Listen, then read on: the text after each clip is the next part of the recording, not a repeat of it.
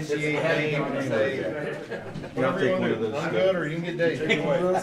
He's probably a little closer to God, but you know, or a lot closer. depends on the minute. Already said hi to everybody else, so you're exclusive. Well, I'll just go, I asked him earlier and he goes, no, I'm just here. Mr. Dave. Well, what do you, well, she's not here. Oh, she's not here. No, would you mind pinching head and talk her? To pray, you mean? Or you want me to sit in her chair? Oh, you do that You can do, if you want to pray, we'll let you sit in the chair as a bonus. too? Exactly. Hey, but if you don't get comfortable, I'll cover for you. Okay. No, I'll pray.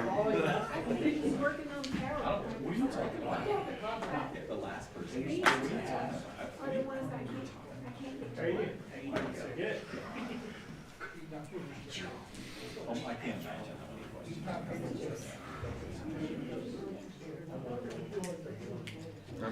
I ain't good, but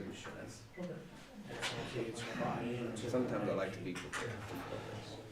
I just let it fly. Whatever happens, happens. Yeah, but that's for me, that could be bad. It's usually the more truthful ones that Without seem to affect people more. Those ones that go, this is not God. Let's end this thing and go to the next one. Well, that picture works well, except we got snow on the ground and green trees. So. That's right, they are. My grass is still green. No sense. I know. What trees? We're in December and we haven't really had a hard freeze. We haven't had, have we had a freeze? We had one, it got to 29, but it just frosted. Frosted the windows. That's it. I thought we were gonna get this one. Yeah. This week was supposed to, for 3 days they had a freeze. Yeah, I know, and all of a sudden it was 66. Doing this stuff. Hey, you know, what a job to have. You can be wrong all the time and you're still in. Yeah, and no, as long as anybody likes you, you're good. Exactly. That would be the problem we would have. Without, right, yeah. Really? That's gonna get him, he can't even get him close to right. Oh, yeah. Well, look, I mean, why wait?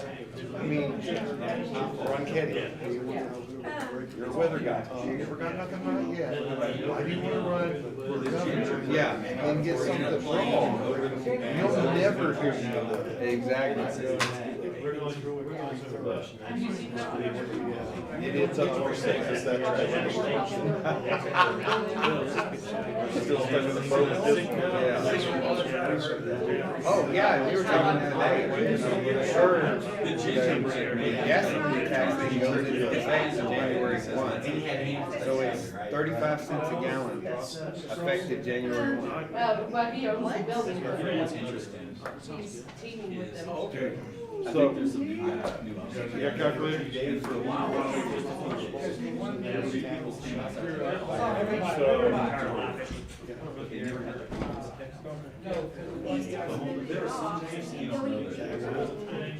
That's 2,625 dollars a month. For you? I don't know about diesel, I don't know what it is. But still. right. It's absurd that you guys have that many cars, and I run a transport load of diesel. Just gone. Last month before last, we burned nearly 9,000. That's nearly 30 grand. It was a little over.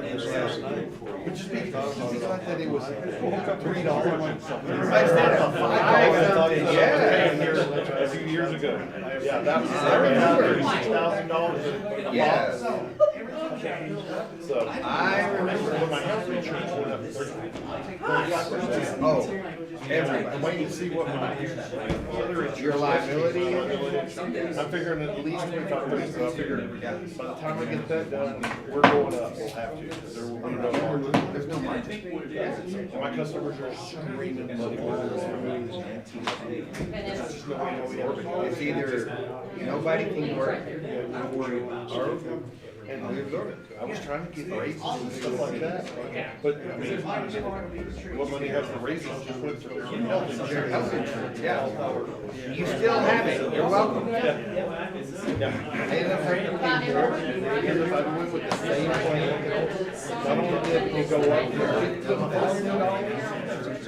everybody's co-pays, their premiums and everything went up 35%. Yeah. All right, y'all ready? I don't, no, probably not, I'm not logged into this yet. Y'all ready? Kevin, you ready? All right. Whoops. Commissioner Gandy. We're not ready yet, Robbie. I got a yes and a yes and a yes and a yes and wait. Okay. You're losing it, Kevin, you're losing it. No, you got a commissioner who knows how to work it. Yeah. Just drop by and look at it afterward. Okay. All right. I call this regular session of the Lovington City Commission to order. Shannon, roll call, please. Goodness. Okay, Mayor Roberts, I'm here. Commissioner Trujillo. Here. Commissioner Gandy, Here. Commissioner Bolt, Here. and the minutes will show that Commissioner White is not present. Well, due to the absence of Commissioner White, since it was her time, then I'm going to ask Pastor Rouser to lead us in our invocation this evening. Okay, let's pray. Dear kind and precious Heavenly Father, it is good to be together as people trying to do the good for community. And especially in this time of year when we celebrate the birth of your Son, Jesus Christ, we just thank you for all that he has given and provided for us. And we just pray now that we would have a spirit of community and love and acceptance for one another. I just ask that each person here would be blessed. I thank you for this time together. May we conduct civil business in a civil manner for the benefit of civility in the society. We thank you for all you have given and all that you've done. We praise your name in Christ's name. Amen. Amen. You'll join me in the pledge. I pledge allegiance to the flag of the United States of America and to the republic for which it stands, one nation, under God, indivisible, with liberty and justice for all. Salute the flag of the state of New Mexico, the Zia symbol of perfect friendship among united cultures. You may be seated. Excuse me. Goodness.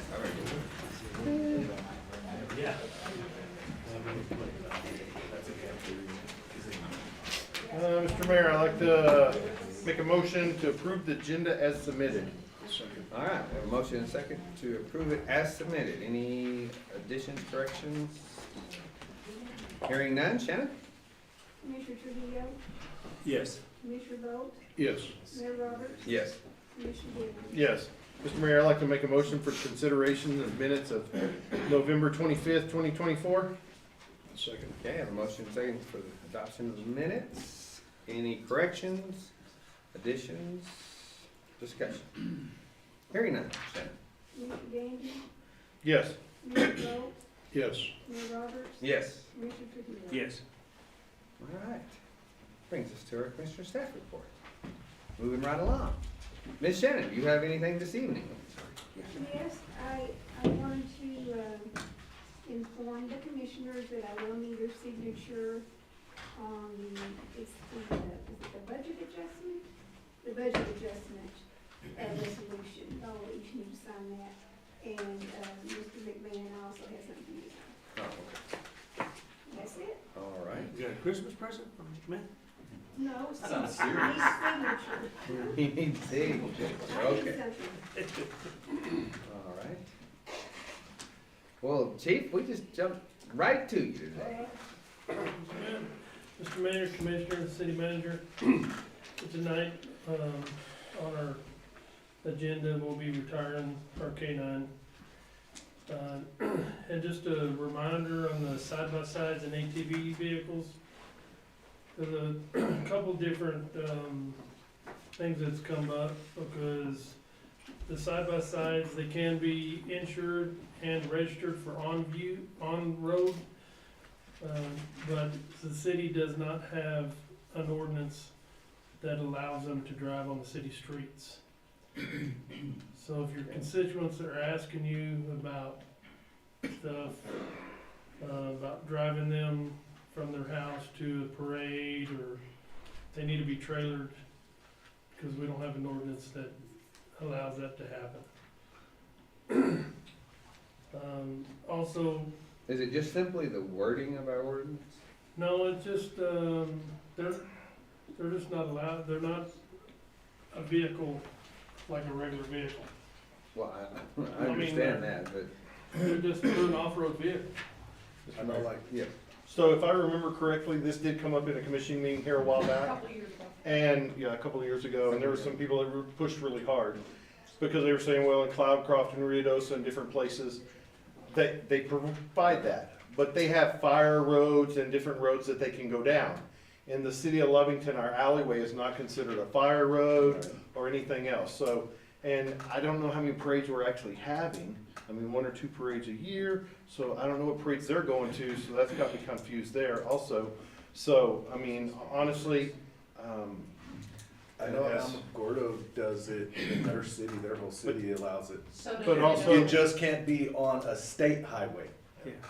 but we have 2 state highways, 3 state highways that go through here, so, I mean, and that's the ones they're going down, plus neighbor streets. I just don't think it's a good idea. Personally, I mean, my kids have paid enough fees and penalties for riding their dirt bikes down the highway, and, you know, I'm just gonna be that guy that, you know, my kid got a ticket, I don't see why your kid can't get a ticket. You know, so, plus, there's absolutely nowhere for them to go, other than private property where they shouldn't be. Right, I agree There's with no state or any type of trails that we have. We don't want them riding down the sidewalk in front of the courthouse, or we don't want them around our imaginary walk path from the courthouse over to the park. We that. don't want them running around the park. Bike path, it's gonna be, But it's gonna be bad enough just going to high school as a passing lane. Exactly, So I just, that's kind of where I stand on that one, but. And if they got a special, if there was a special occasion like a parade, and we did allow them to go in the parade, and they trailered it to the parade, they was in the parade, and then they trailered them after the parade, then I wouldn't have that big an issue with it. But if I remember on the last parade, they got carried away, and if it suits me right, I was told that we won't have that in the next light parade. that's what I was told. We did. So, We did. so, Yeah, 2 parades Yeah, ago, they they showed got carried away. yeah, Yeah, so, but, yeah, it is what it is. so I see no need for it, really. Right. And then, the last thing is we just acquired an Axon reporting program, for a trial basis for this year, up until July. And basically what it does, everything that we record on our cameras, it's dictated. So if you was doing like an interview, then everything that you're saying in the interview will be dictated word for word. And we're gonna put in to where the officer has to, they gotta put in 20% of some type of narrative in there, so it kinda forces them to read it and make sure it's accurate. And we talked to the DA, and they're in agreement that it's satisfied with the courts. And they can take that dictation and turn it into a police report. So, basically what I'm trying to prevent is more time, because it takes them about 2 hours sometimes to do a report. And this would whittle it down to 30 minutes, in the worst case scenario. So maybe more time on the street and handling other things, and we'll see how it goes. That's all I got. Have any questions? What was the name of the program? It's Axon, it's through Axon, through our body Axon. camera. Oh, okay.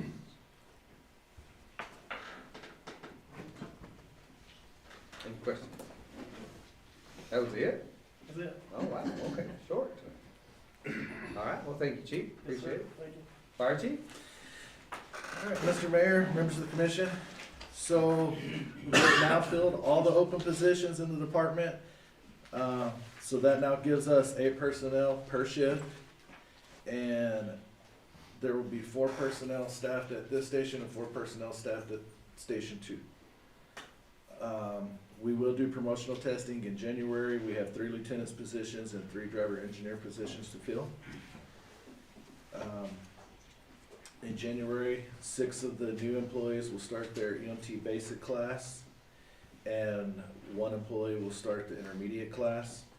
And then we still currently have 2 EMTs in the paramedic class in Roswell, and they have approximately 8 months left, or 18 months left on that, because it's about 2 years for that class, and they just started in August. So if y'all look at those little packets that I gave y'all, there is a resident at 1103 West Avenue K. He wants to get a burn permit to dispose of a lot of tree limbs and logs where he cut down old dead trees on his property, approximately 20 trees. The owner purchased the property approximately 2 months ago, and it's 2.2 acres, and technically it's on county property. It never was annexed into the city.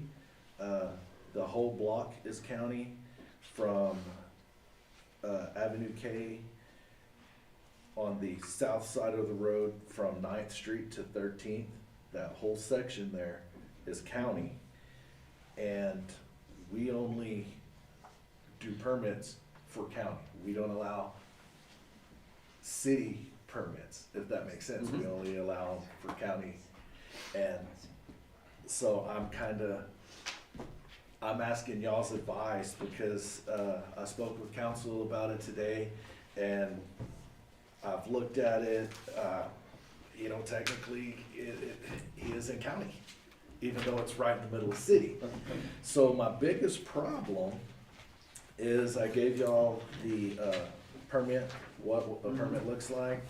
And if you look at the back on number 10, it says the wind direction of the site must be such that the smoke will generally be carried away from areas of human habitation. Okay, that's gonna be. That's my biggest problem. That's my only concern with this whole thing, is it's right by the school. And if you look at those pictures, you can see the open pasture there on south of Avenue K and 9, just to the west. His house is back past all those big trees, is the 3rd house on the south. And there again, you look right across the road, you have the high school, then you have the residence north of K and the high school, and then the last picture is the residence north of K across from where he wants to do the burning. So what I'm doing is, I am actually asking pretty much y'all's recommendation of whether or not I should allow this permit. No. I kind of, take his opinion. It's not any more hardship for him to carry it straight down Avenue K to the dump grounds that we already I have. did bring that up to I mean- him as well, and he said, this isn't something I wanna do tomorrow. He's like, I'm just trying to cover my bases and see what I can do. I did advise him that, you can load the limbs, take them to the dump, and it's free. It's no charge. Right. So his deal was, there's so many, it's gonna be like 10, 15 dump truck load fulls. So that's why I told him I would bring it to commission after speaking with council, and I would ask y'all's opinion. I'm actually in the county, the fire department came and put my fire out, so no. It's too close inside the city limits. It's a unicorn on top of that. Everything around it in every direction is covered by the city. It's an area that, we won't go into the details why it's not there, but no. My question is, they cut down a bunch of trees and limbs, where are they? Because in these pictures. So in the I see picture, none. I just showed y'all the pictures of the surrounding area. I could give you pictures, he pushed them all up in a pile, but like I told him, even if you do burn, I said, you cannot burn that whole big pile at one time. I said, you would have to put it in small piles and then burn one pile at a time. So, If I can ask, Well, from 9th Street Which resident, what number is the resident? It is 11, Well, I know, like, it is the third house, Weldon's old house, Yard, It- Weldon's okay. Yard. I believe so. okay, well, I know who bought it. Big house, yes, sir. Yeah. Well, and that's something that we probably, That Spanish style one with the big tiles on it, that too? Yes. no, Yes. No, that's, It's No. her third house yeah. to the south, and it does have those 'Cause there's- clay tiles on it. Yeah, There was yeah. Doris's house, and then her original house, and then Weldon, and then, Oh, so it's the Spanish Betty style with and the big, Yes. Wade, the Yes. big was Spanish the- style, okay. yeah. I know it That's was four an older houses down, gentleman that yeah. lived there. And it was transferred. I'm gonna ask Patrick, okay, it just recently transferred ownership, like, very recently. Right. Should we be looking at, especially on residences that are inside the city limits, that are in the county, and I know we are very limited on the number of those, that be part of the requirement is if it transferred from the grandfathered, which that basically was, to a new owner, that it becomes part of the city? It's just a question. I think the better thing to do would maybe be to identify all the sites that we have, and then put it on as a discussion item to say, hey, what do we really wanna do with these? Because if we have specific reasons why they should or shouldn't be, introduced into the city or stay in the county, that's gonna apply whether we have a new owner or an existing owner. And so that's probably the more efficient way to look at it in the city. And I think on this one, when I talked to Skip, I said, well, it's in the county, so, the first question is answered, could we issue a permit? And that answer would be yes. Then the next thing, and Skip and I talked about a few things, if I was at my house and, I had a fire going, my closest neighbor's 4 miles, probably not gonna be an issue. But if my neighbor happened to be right on the other side of the fence and was close by, the fact that I'm in the county doesn't mean that I don't have to then comply with the rest of the things here. So, one of the things I think we need to be careful of is if we deny this person, their burn permit, that we also notify code enforcement and say, hey, that's why there's these pile of limbs. So I don't want to deny his permit and then have him get 26 notices from code enforcement about a pile of leaves, so, And or trees. one thing I don't know that this really matters, but one thing I asked him as well is, he is county, yet he's on all city amenities. Sewer, water, everything is on city. So, like, I live in county. I have all my own stuff, like septic, water well, so, I don't know, to me, it's trying to play two sides of the fence. And I think that's something important to talk about, because if I'm not mistaken, when we got to part of Second Street, up by the hospital, when we dealt with some issues up there, where there were some people that lived in the county, but when they called, probably, certainly the fire department, and ambulance, and water service, sewer service, and so, those are the issues that we need to take a look at, and identify what those properties are, what services are we providing? And sometimes, maybe it's more efficient for that individual from an insurance standpoint or a number of other things to be in the city as opposed to county maybe. But I think it's important to flesh out all those details rather than, approach it piecemeal. If the new person moves in and they need to be in the city, well, we probably need to get some of these other areas in. But there needs to be a good discussion about why, what are the costs, and then do all of those areas that we have inside the city limits that are county, do they all fit within that same category, or do we have some other considerations? Have any of the neighbors been talked to? No, sir, he literally just asked me about it this afternoon. Like, he called me and I went and looked, and I was like, I've never been in this predicament before, so I wanted to bring it to commission. And you mentioned to them they'd have to burn them in small piles? Yes, sir, I did. And like I said, other than that one portion where it says, carried away from areas of human habitation, we can't do that. There's no way for him to burn that and it not go somewhere, because it's literally surrounded by city. As long as there's no wind on the day he does it, we go straight up. That still- doesn't work, yeah. Okay, so that's Christmas Eve, I'm driving around, somebody's burning it because whatever football team won in their front yard, they ain't got a stitch of grass, but we don't burn in the city, so, And I'm just trying to put it out there that we have to, Well, what we put for one person, I know. and then that brings I up get another it, question, but because it right there can off affect a lot of other people. that brings up another question, because we do allow special, like the homecoming Bonfire. bonfire over by the football field. And it's in the same general area. When have they had a bonfire? Every year Really? before I believe it's before homecoming. Yeah. And that's why I said, the decisions we make pertain to other people, so I'm just, I understand. And I'm one of those, I'm across the board. If we're gonna do it for one, we gotta do it for all. If we're gonna deny one, we have to deny all. You know, one of the things may be to say, okay, we're gonna do it on a test case basis. Start with a small pile.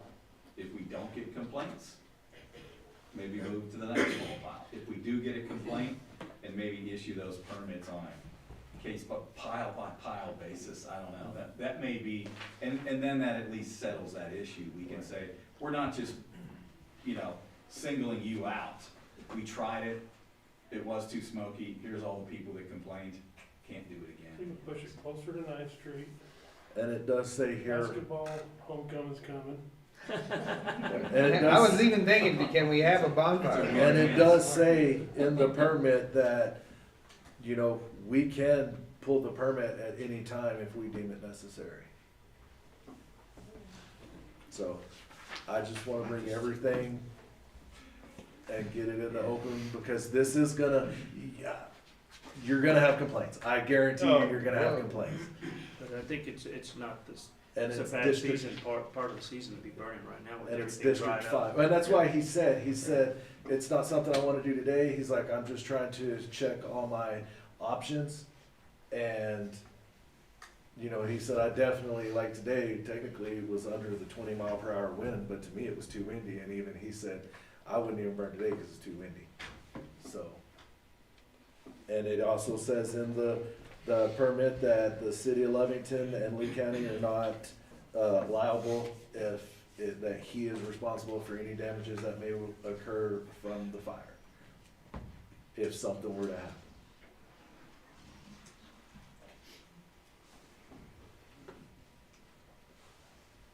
So, Fire department will be there. no, oh, he did say, the company he said that's gonna burn it does have 2 water trucks that they said would be on site with a backhoe as well.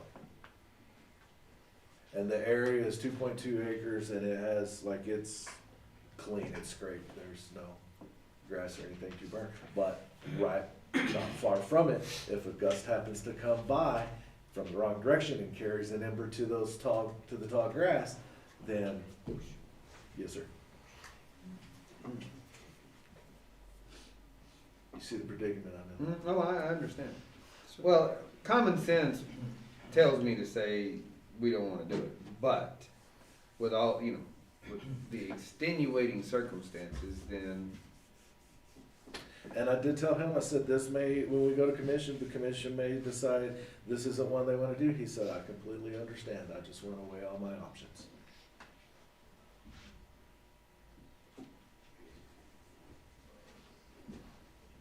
when you give a burning permit, how long is it good for? It's good for 2 weeks. Mhm. And then if they do not get to burn due to weather, we will extend that, because they do have to pay for it now. And during that 2 weeks, if he's gonna use it, does he need to notify you or not? He does, and that's even it's before he ever burns, he has to call the fire department, and I tell him, I look at the weather and tell him, yes, you can, or no, you cannot burn. And then we call the dispatch and let them know, this address is doing this burn, and if So you you have this monitored pretty well. Yes, sir. I mean, we do burn permits all the time. I mean, the pallet yard south of town burns almost daily. And even he who does it all the time has had 2 incidents where his pallet yard has pretty much burned out. So that's why I'm saying, like, even though he does it all the time and he knows it happens. Mhm. by his own admission, he's not in a hurry.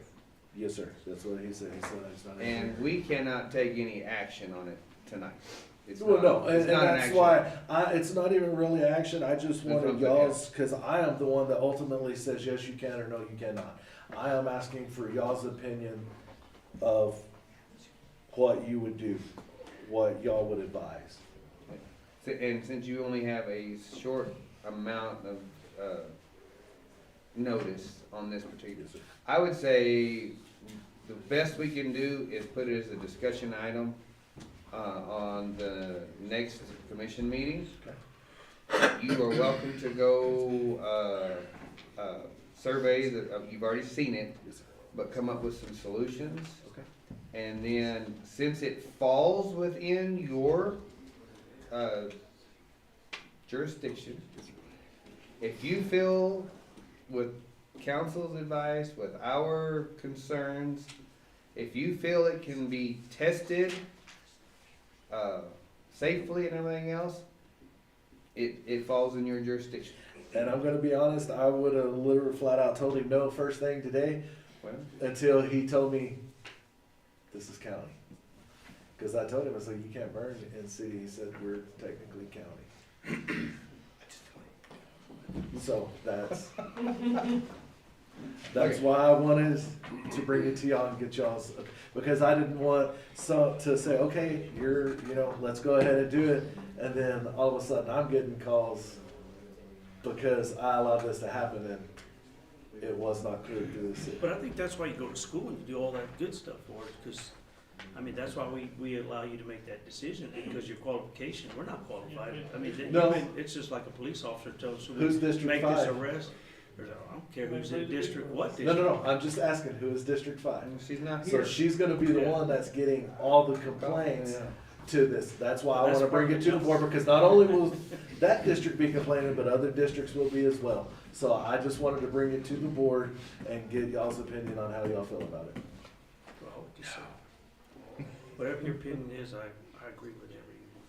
But I do think if you wanna put it on as a discussion item for our next meeting, we will, by that time, everybody have a little bit of, say so, you can maybe have a little bit more information. And I will And- meet with him more. And if you decide to do one, you can report how it went.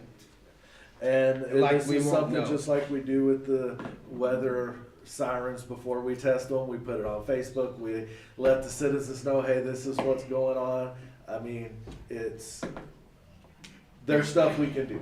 But I will meet further with the homeowner, and maybe he will just agree that, yeah, let's just haul it off instead of going through the trouble. All right, so my last item is the numbers for November. We had 197 EMS calls, 57 interfacility transfers, 8 airport transports, 41 cancel refusal DOA, 15 Tatum calls, and 22 fire calls. So that's all I have at this time, but I will stand for questions. Question, go ahead, Mr. Cole. Yes, a couple months ago, Skip, you put out there as far as with fireworks information. And you said you'd have some firework information going out here for New Year's. Wondering how that's So coming along. what we were discussing was more of what we could do instead of fireworks. And I'm gonna be honest, unless we got $30,000-$40,000, unless the city's got $30,000-$40,000 to play for a fireworks show, that's about where we're I at. wasn't talking about a fireworks show, I was So- talking about information to the The, public and to the vendors and that, because you said that they are allowed to light fireworks. yes, up. sir, and it's the same as what I handed out and I can bring it next commission, well, it'll be after the New Year, so. Yeah, this is it. Well, that's We what I was can wondering. post because- it on Facebook, it's Right. the deal that we come up with, I actually brought it to y'all shortly, a couple of weeks afterwards. Yeah, cause you mentioned that it was Yeah. gonna be given out to the vendors and that before New Year's Yes, sir. also. There's only one, maybe 2 vendors in town that sell them for actual. Right, right, Yeah, and I will make sure they get them. okay, Yes, sir. okay, just wanted to see where. And it's literally, it states in there that it's New Year's, Chinese New Year's, 4th of July, and then like sporting events, and it tells the times you can shoot them and all that, is it? Okay. Thank you. Okay, so just for public record, on New Year's Eve, what is the shut off time? Midnight, they can shoot from midnight to 1, Okay. because that's, you bring in the new year with the, I realize that. Yes, sir. I was thinking 30 minutes maybe, but okay. I believe we did midnight to 1, yes, sir. Gunfire and Right. Okay, all right, great. Any other questions? Okay. Thank you, Fire Chief, appreciate it. Commissioner Bolt? Yes, thank you, Robbie. Again, I'd like to thank everyone for being here tonight. And we have a fair amount on our agenda that we'll get through. It's the holiday season. Please get out and shop local, buy local, eat local. Do whatever you can to help out our residents, our businesses. You know, every dollar spent helps out our community, so take care of our local, please. Thank you. Thank you, Commissioner Tree? Yeah, I'd just like to wish staff and all the employees a very Merry Christmas. And looking forward to, I guess, the Christmas party, whenever it is, this week, right? Friday. Friday, yeah. A lot of prizes. All right, thank you, Commissioner. Commissioner Gandy? Merry Christmas, Happy New Year. I hope your year is more successful next year than it was this year. And I hope that, what is it, glad tidings or something like that, whatever. Tidings. Huh? Glad tidings. Glad tidings, yeah, Glad that's a big tidings. fancy word I use from him. So I wish your family and relatives and children glad tidings and just a warm fuzzy feeling all through the year, so. Thank you, Commissioner. Ms. Cooper? We'll have the budget. We'll have a lot, yeah. Here later, we're still working with the auditor on that stuff, and he's slammed, so I'm anxious. Great, yeah, well, we have exactly what, 1 week. 6 days, well, counting it being on a weekend, then yeah. Okay, Yeah, let's be hopeful. so, All right. Maybe send out something when you know, if you know a possible date. we'll do. Thank you. City Manager? Mr. Mayor, Commissioners, I would like to commend 2 departments this week. The first is our Senior Citizen Center. Last week, we had our state inspection and assessment, and the center received rave reviews. The assessors stated that the kitchen was immaculate, inventory was spot on, the staff was blending well, and that Faye is doing a great job. They said that the center has come a long way from when this inspector first assessed it back in 2018. So great job to Faye and her staff. Next, I would like to commend Robert Perez, Margarita Montoya, and not only the cemetery staff, but employees of the water and wastewater departments, who all chipped in and removed 43 dead trees and stumps from the city cemetery, topped and shaped all trees, repaired valves and sprinklers, and performed other major work. Future projects include raising all the flat headstones so they sit slightly above ground level to prohibit grass and weed growth over the stones. This is especially a problem in Rest Haven. Also, Robert Perez had the idea of creating, and I've thought of this in the past as well, I think it's needed, creating a second entrance at the city cemetery. As you know, currently we have one very narrow entrance and exit that always backs up during funeral processions. We are considering putting a second entrance exit on the east border of the cemetery, and it would obviously be accessible through Gum Street. In short, the cemetery looks the best I have seen it in 14 years. On that note, there will be a Wreaths Across America event at the city cemetery this Saturday, December 14th at 10 a.m. We have coordinated this with Glenna Jameson, who is in charge of the event, and all are invited. Lastly, I know the mayor had asked me to put the topic on as a discussion item of a city truck ordinance on the agenda today. But with so many action items on, I thought it would be best to discuss this during the first meeting in January. I will, however, give the commission a little homework for reference. In front of you is a copy of the Hobbs truck ordinance and some of our related city ordinances having to do with trucks and city limits, so we can better discuss this the next time. Without getting too deep into the weeds on this now, I think we have to look at this from three separate parts. To have an ordinance to enforce or prevent large trucks to use to enforce large trucks to use the bypass except for local deliveries, thus to save our new Main Street and other city streets.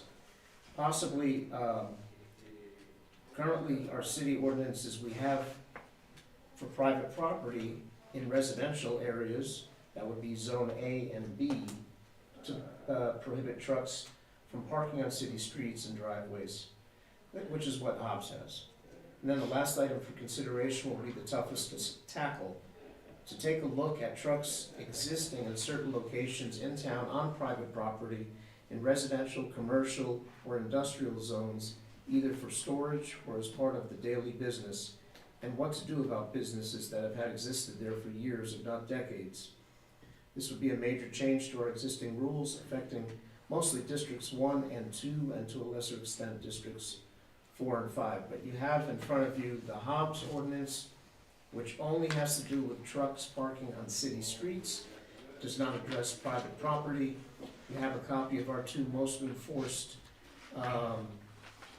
trucks on private property in residential areas. There's 2 ordinances. And then finally, you have some information about the economic zone, which further complicates matters, and the way we break out our different zones. But I'll put it on as a discussion item for the first meeting in January. And that's all I have. I'll stand for any questions. Okay, questions? Bridgeboro. Yes, a couple of things, looking through my records for the past year here. We went over some things, I found some things that I see that I wanted to bring up and see how we're going. Our fire hydrant replacement, how are we going on that, David? As you can see from, going around town, we had 15 hydrants that we've had since probably May. It took the contractor until about a month ago to get around to that job. Some have been replaced, and we're targeting obviously hydrants that are inoperable and tending to be in the city center. However, we've discovered that some of these hydrants don't have valves. So the valves are gonna cost an extra $3,000 to $4,000 each, times about 10 hydrants. So we kind of put a pause on the project, because there's no way to change out the hydrants, because it's just a straight run, and there's no valves. Not to mention the extra cost, but that's kind of where we are now. So I think we've gotten about 5 to 6 done, but the others, we had some problems. 4th and Jackson was a problem. There was one where we had to stop, but the valves are just expensive. Okay. How are our water contracts with commercial customers going, as far as with our water rates and everything? I know with Sinclair, we had that water issue with barrels and gallons. We've got that taken care of, I believe. Yes, and the payment, everything's been billed out and being paid on a consistent basis. That contract, was that We revised or not? We have not revised the contract as of yet. Were we looking into revising it or not? Yes, sir. We can revise that contract, especially the wastewater. And the mayor has brought that up to me as well, so we can Okay. address that in the new year. Okay. Our housing incentive program, where are we at on that, and can you bring the commission up to date? I met with Evelyn today.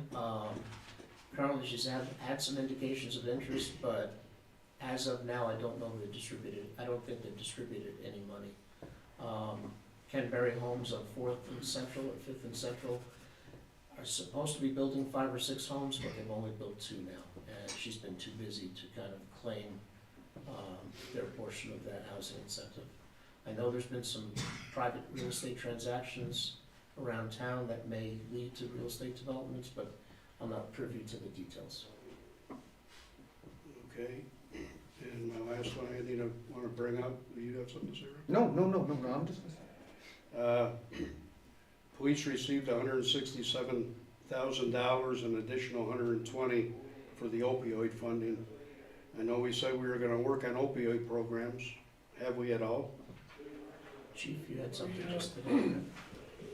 In the next couple of weeks, we're having a meeting with a couple of new, people, the Phoenix House, Options, the Drug Coalition.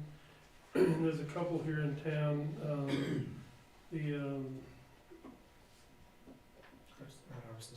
have the Heart's Desire, because we did a walkthrough and we talked to them about what they're doing with people in rehab, and there's apparently 21 homeless people here in town that they're helping out, and counseling and stuff like that, so we're gonna help them out.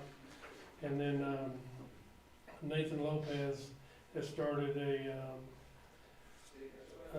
nonprofit and helping people do the same thing, and he just acquired the church on Jefferson. And he got 15 outpatients right now, and after the first of the year, he's gonna start doing some inpatient stuff, and we're gonna try to help him out as well. We're not gonna spend all of it, but we'll help out some people locally and in Hobbs doing this kind of stuff. Right, and I know there's no timeline on it. It's just the point that I wanna make sure that we're doing something, that we're utilizing that funding to help out people. Yeah, I was just at some audit training a month ago, and the state is really gonna the state has already come after municipalities that misspent the money. Right. So we have to be really careful about how we administer it, and the rules are very, very strict, but if it's going for opioid treatment, it's not something that the police department's gonna open up a treatment center, but if we can find these people in town like Nathan that are doing it, Yeah. we can spend that money. And that's what I was gonna say, if it's just sitting there, we're not doing anything, we need to start doing something, Yes, sir. so. I'm glad that we're being proactive on it. Yeah, trying to make sure that Detective Grady she's already written letters to a lot of these organizations, so we're gonna start bringing them in. We wanna do it before Christmas, so it kind of, season to do it, Mhm. and then we'll do photo op and get them the checks and everything administered, and we'll try to do it before Christmas. Okay. Yeah, Okay, and the that's reason something that's part of this budget adjustment as well, because we didn't have it in the original budget, so it's in this. Okay. And the reason I directed that to you is because I don't wanna micromanage departments, that's why I'm asking you these questions, Yes, sir. so. Okay. Any other questions? Thank you for your attention on all of those items. Yes, sir. All right, Ms. Ball? I have nothing to report this evening. I have plenty of items on the agenda, so. You'll have your time in the spotlight, or? That's it. All right, Counselor? Mayor and Commissioners, don't have anything new, just a quick update on the Housing Authority. It was 3 or 4 meetings ago, maybe 2 meetings ago, there was a request from Eastern for us to sign some deeds. I've taken a look, as far as what I can determine, the Lovington Housing Authority is a completely separate entity than the city of Lovington. It looks like they were deeded those properties from the federal government, and I think there is, according to a resolution that's out there that I saw, a Lovington Housing Authority resolution. I've not seen the resolution, but I've seen it mentioned in some other resolutions, where the Housing Authority actually made a decision to transfer to Eastern. And so I've talked to Caesar, left a message with the gentleman from HUD in Albuquerque. I think it's probably, and this may be premature, but I think they're looking at it saying, well, we really can't find the Lovington Housing Authority. I don't know what happened to them after they did this transfer. I don't know. We seem to be the next one in line, just maybe based on name and proximity. If they wanted, we could give them a quick claim deed, but I don't know if that's gonna be something that's satisfactory to them. So as soon as I get with the gentleman from HUD, I may have a little bit more information. I asked Caesar what information he had to rely on to say that we had some obligation to sign these. He sent a resolution from Eastern, which was not very helpful, and then he sent our resolution. And all our resolution says is we have a city ordinance that talks about whose turf this is, and it was the Lovington Housing Authority, and we did not object if the Loving Housing Authority transferred those properties to Eastern, and Eastern was the entity that managed. That's the only part of the resolution that the city of Lovington has, so I don't know if we're gonna be able to, satisfy these guys, but we'll see what HUD has to say, and then I can keep you updated. I have a couple of comments once we get to the pipeline issue. Other than that, I think that was it for my report. I'd be happy to stand for any questions. Questions, Mr. Bolt? Yes, Patrick, I don't know if you can let us know on this or not, but as far as, again, going through some of our agendas and that, where are we at as far as our well field litigation? I had talked to Miranda about having Ms. Valencia come in and give you guys a report. Not been able to put that in. My understanding is that there's communication between Ms. Valencia and Chevron. They've sent some work plans about how they would like to clean up some of the P&A well sites, as well as roads and some of the other, impacted soil that's out there.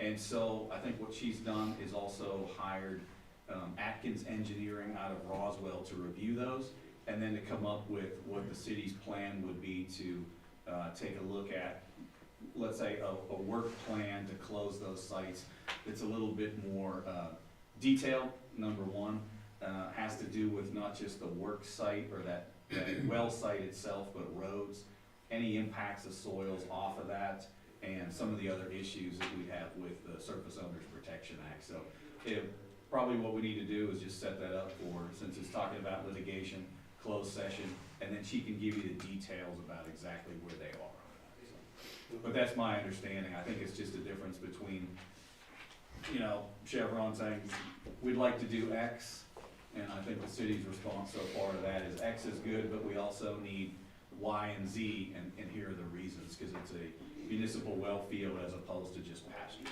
Right, right, so we need to look forward to getting that set up, so we can move forward on that too. Okay. Any other questions? I had a couple, on the Lovington Housing Authority. Well, first of all, Caesar, I'm guessing is with the, Eastern. oh, okay, I'm sorry, I'd forgotten what his name. Who are we working with that works at the title company that, or is there any one person? I did contact the title company and asked her for what information she had. Yeah. And she said, well, I made a request to Eastern to supply some documents so that you could get a title policy.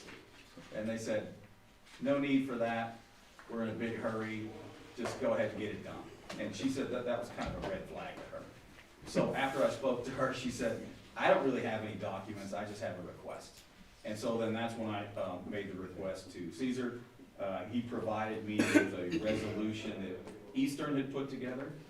It does reference a Lovington Housing Authority resolution, which is different than the city's resolution. And then he also provided the city's resolution. And so I think what might be happening, it's possible, there could be some other information I'm unaware of, but I think when somebody reads through and says Lovington Housing Authority, City of Lovington, they're one and the same, let's just get the City of Lovington to sign and we'll be in good shape. And so if they need a warranty deed, there's no way we can sign a warranty deed or a special warranty deed.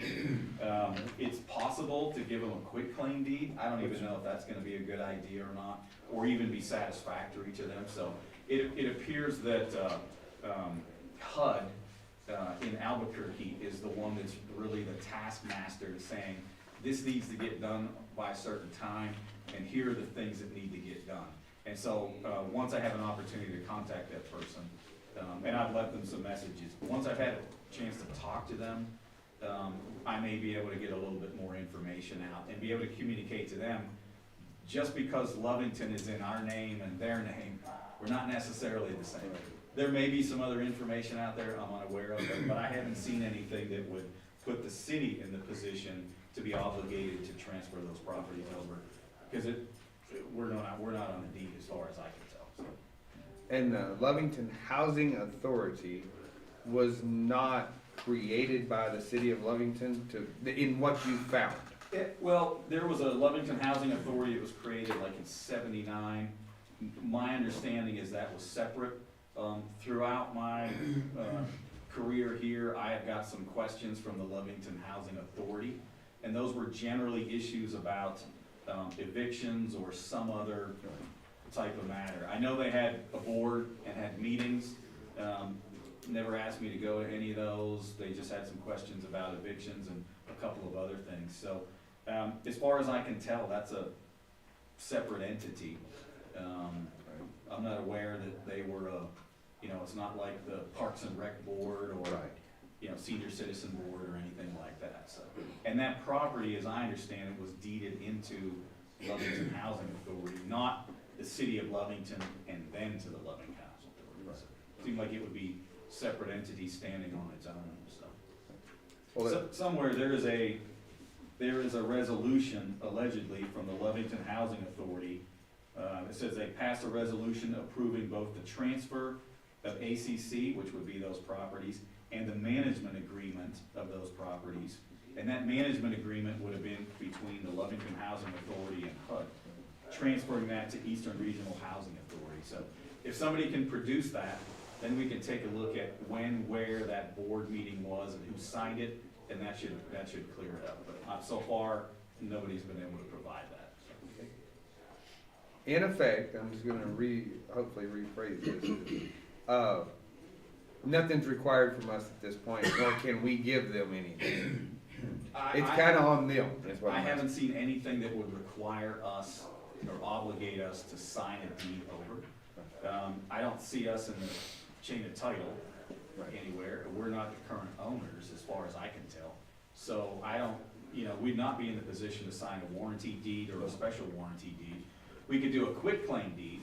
Which basically says we don't have any claim on any of it. Well, I think a quitclaim deed says, I'm not sure what I own. Right.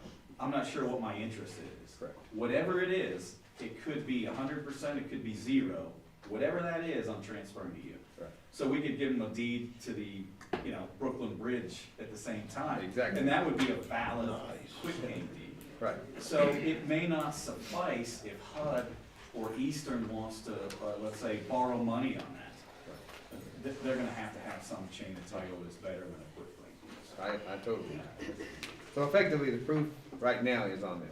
I mean, they need to figure out where it's gonna come from. We can continue to look, but. Right, I haven't seen anything that would obligate us so far. There may be some other evidence out there that they've not provided just yet, but that's kind of where we are on that issue.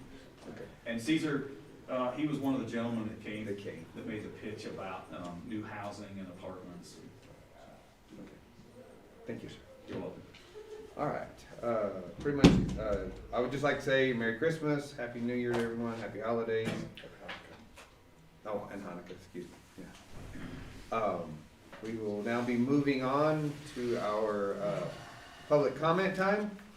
We ask that if you have something to address the commission, please come forward to the podium, state your name, let us know what you want us to hear, 3 minutes approximately or less, and I'll open the floor right now.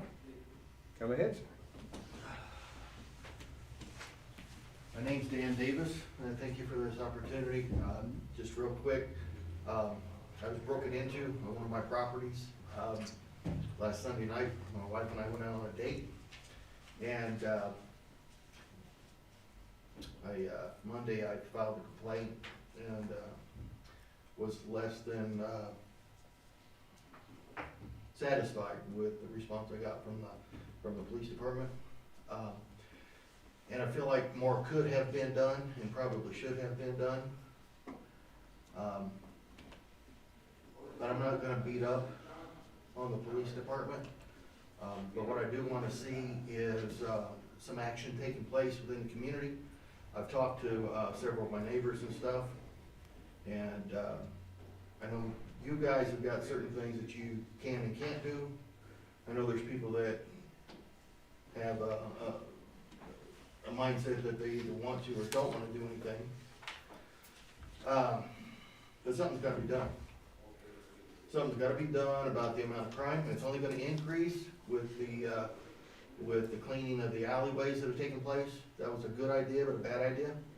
because the element that uses the alleyways to get around town are 99% of the time up to no good.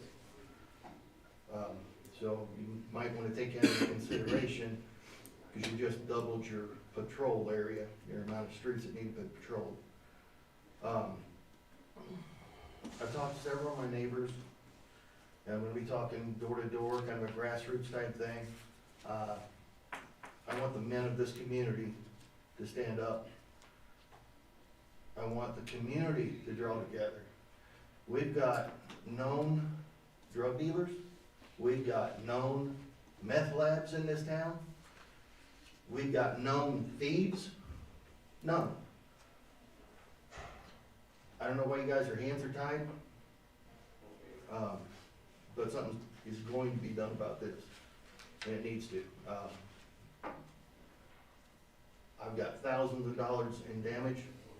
I've got tens of thousands of dollars of tools that are gone.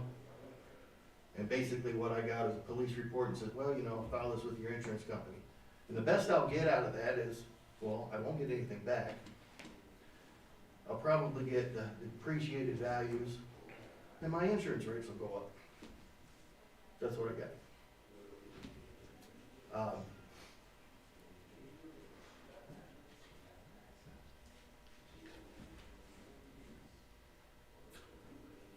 I want our citizens to band together, and I want our law enforcement to come alongside with us, not against you, but work with us, because we've got to stop this. So what we're going to start doing is going door to door. The numbers will grow. We're going to get the citizens involved, and I want the men involved. I think our ladies need to be protected. There's a lot of widows in our communities that need to be protected. So we're gonna go door to door. We're gonna band together. We're gonna grow in numbers. We're gonna get a list of the thieves. We're gonna get a list of the drug dealers. We're gonna go visit them in numbers. And we're gonna let them know that their behavior is no longer accepted in Lovington, New Mexico. It's just not gonna happen. We will be civil. Okay, I'm gonna give them an opportunity to change their ways, if they want to, and have enough love in our hearts to be able to help people and mentor people and give them an opportunity to change. That's kind of where we're at. And if they choose not to, then we'll make them uncomfortable enough to where they'll go someplace and be somebody else's problem. Said, this got to stop. There's a lot of people that have got a lot of small things missing here and there, but it's adding up. It's adding up. And if we don't do something about it, it's just going to get worse. So, I'm angry. I'm hurt. I didn't deserve this. If they would have knocked on my door, I would have gave them whatever they needed.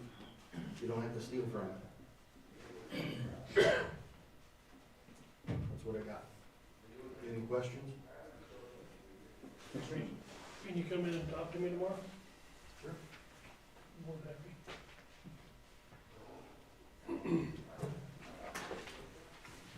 Email, cell phone, Okay, thank you. Mr. Davis, before you, first of all, we appreciate you coming forward. This is the first that I've heard about it. I just have one question. Can you, without giving away a lot of details, Sure. just kind of describe the facility that was broken into? Was it a It storage? was my second residence, the one I'm working on right up the road, 3 houses over from where I live. Okay. Working on it, plan on moving into it. It's a beautiful little house. And it's 2 houses over and across the alley are the people that did it. It's plain and simple. They climbed over the wall, they came in, tore up a brand new set of French doors, made several trips to the alleyway. There's plenty of footprints, there's construction dust, there's drywall dust. It was a very easy track. Back across the lawn, over the wall, right into their backyard, even just going up onto their front step. I tracked them myself. PD did not, didn't even show any interest, didn't take any pictures, nothing. You know, like I said, I'm just angry, okay? I got county involved. They came out, took pictures, did a lot more in-depth. They were uncomfortable with having to do that because it wasn't really their jurisdiction, but I needed some satisfaction. I needed to go further than it did. Okay. I appreciate it. Thank you.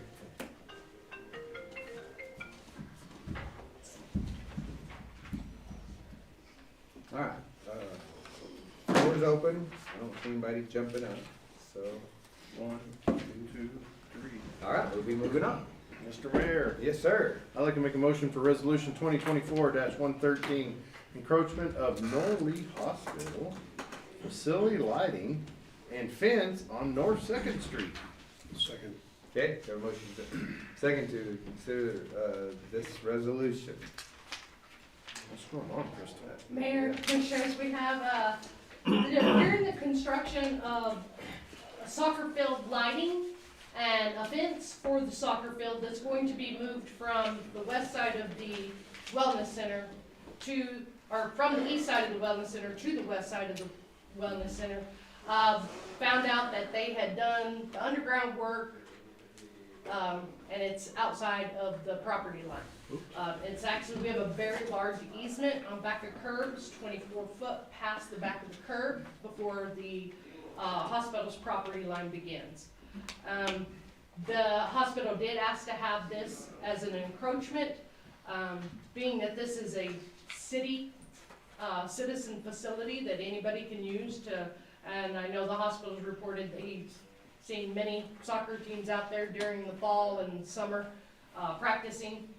It is well used when it was on the other side. They did want to fence the entire area of Second Street, just to keep the safety of the children that are playing, keep the balls from going out into Second Street.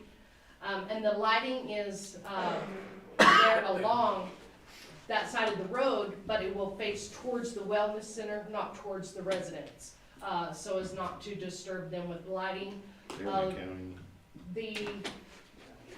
The road that goes in front of the wellness center is going all the way into Second Street, and so the fence would stop at that point, and there would be a break for, like, if a ball does go over the fence, they can make their way around there slowly, so we don't have the accidental dart out in the road real quick. We still have plenty of room. There's still 15 feet available, plenty of room for ADA sidewalks or any kind of a little bit of expansion of the road. I don't see Second Street growing into a 4-lane road or nothing like that ever, so I didn't have an issue with it. Planning and zoning didn't have an issue with it, and we're just waiting for your recommendation. I know the hospital representative is here if you have any questions or need any more information. So basically, the roadway is wider than what it is now, and they assumed the roadway was narrower and put lighting in the wrong area. So, okay. All right, any other discussion? Hearing. Shannon? Commissioner Bolt, Yes. Mayor Roberts, Yes. Commissioner Trujillo, Yes. Commissioner Gann. Against everything it got, but yes. Okay. Mr. Mayor, I'd like to make a motion for 2024-114, special use permit for residential childcare. Second. All right, have a motion and a second on that. Thank you, Mr. Shaw. Thank you. All right. Mayor, Commissioners. Go ahead, Ms. Paul. We have a special use permit request for a child care facility to be in a citizen's home. This home is located at 1305 West Carter. It's right in the curve of Carter Street as it turns to the north. I built that house. Yeah, where the red dot is on the screen, yeah. So the owner of this home, her and her husband, she has been trained, she is actually she's an educator, she has worked in schools before, but she has young children at home, and as you know, we have not enough daycare facilities in the city of Lovington. There is a waiting list currently for the one daycare we do have, that's very long, and most people can't find a place to keep their kids. So She's just very, we've spoke to her many times. She has the black folder is your proposal plan for her daycare that she wants to provide. It will be educationally based. She did ask in the resolution that if in the future she have one outside person that doesn't live in the home, be an assistant, that person would also be a trained person. The main thing about this of needing a special use, I know a lot of people take care of kids in their homes just everywhere here and there, but to be a licensed facility, our ordinance doesn't allow you. If you have to have a license to do something, your home is not where it needs to be done. So for this to be a licensed facility, which she is going through all that to get this license, she has had inspections done on the home to be a licensed facility. And she's followed all the rules to try to get this done. She has a letter from the neighbor across the street, which is where the most area would be for people to park street side and be able to walk the kids over. There's only 1-to-6 ratio, which means there would not be more than actually 5 children because she has one already that age that's in the home. But that area would be where they could line up along the adjacent side of the street there to drop off and pick up, or her driveway itself is long enough for 4 cars to fit in. But the neighbor across the street, he signed an affidavit that he was fine with her having people park along his curbside area for pickup and drop off. It wouldn't be like they'd be there a long time, so. We didn't see an issue with that few of students in there, with it being a traffic problem or anything like that. Planning and zoning did approve for the permit, and it's, any questions? Up to you guys. Questions? My only oh, go ahead, Commissioner. Tell me that again about the licensed facilities. It's trying to be a licensed facility in an area that we don't typically allow Oh, license. in home occupations, if you have to have a state license to do what you wanna do as an occupation, then you have to get a special use. You can't just do it in any home. Okay. So that's why, we do allow like single chair, beautician shops in a home. We have that in our ordinance, but we don't have anything about in our ordinance of a licensed daycare being in a home. Thank you. Well, knowing the area very well, the only problem that I would have had is what you addressed, and that would be drop off because it's Okay. very congested. And which is why I did have that address. I understand, so, at least you looked at, the planning and zoning and yourself looked at that. It's gonna be, because there's a lot of vehicular parking on that street anyway. Yes, there is. I know. All over town it is. Well, Everybody has more than 1 or 2 cars now. Absolutely. All right, hearing no more discussion. Excuse me, I'm going to interrupt on this one. My name is Tim Boyd, and I live on the corner of Carter and Q, right there around the corner from that address. My address is 1213 Q. Around that curve, right where the house is, right on that curve, there's people parking 3/4 ton trucks, work trucks, on that curve. And it's all the way down that block, the whole thing. And when those 3/4 ton trucks and pickup trucks are parked on the street, you barely have enough room for two cars to pass each other.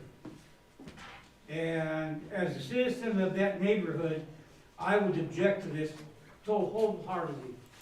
And I'm sorry for interrupting on this whole thing, but since that is my neighborhood, I would not want this at all. It needs to go somewhere else. Thank you, I appreciate it. All right, Shannon. Commissioner Bogues, Yes. Commissioner Gandy, Yes. Commissioner Trio, Yes. Mayor Roberts. Well, I'm gonna take Commissioner Gandy's approach on this, and because I know the area very well, and I know the size of the house and everything else. I'm gonna vote no, not because of what you're attempting to do, and I don't even know if the owner is here. Yes, she is. Okay. Not because of what you're attempting to do.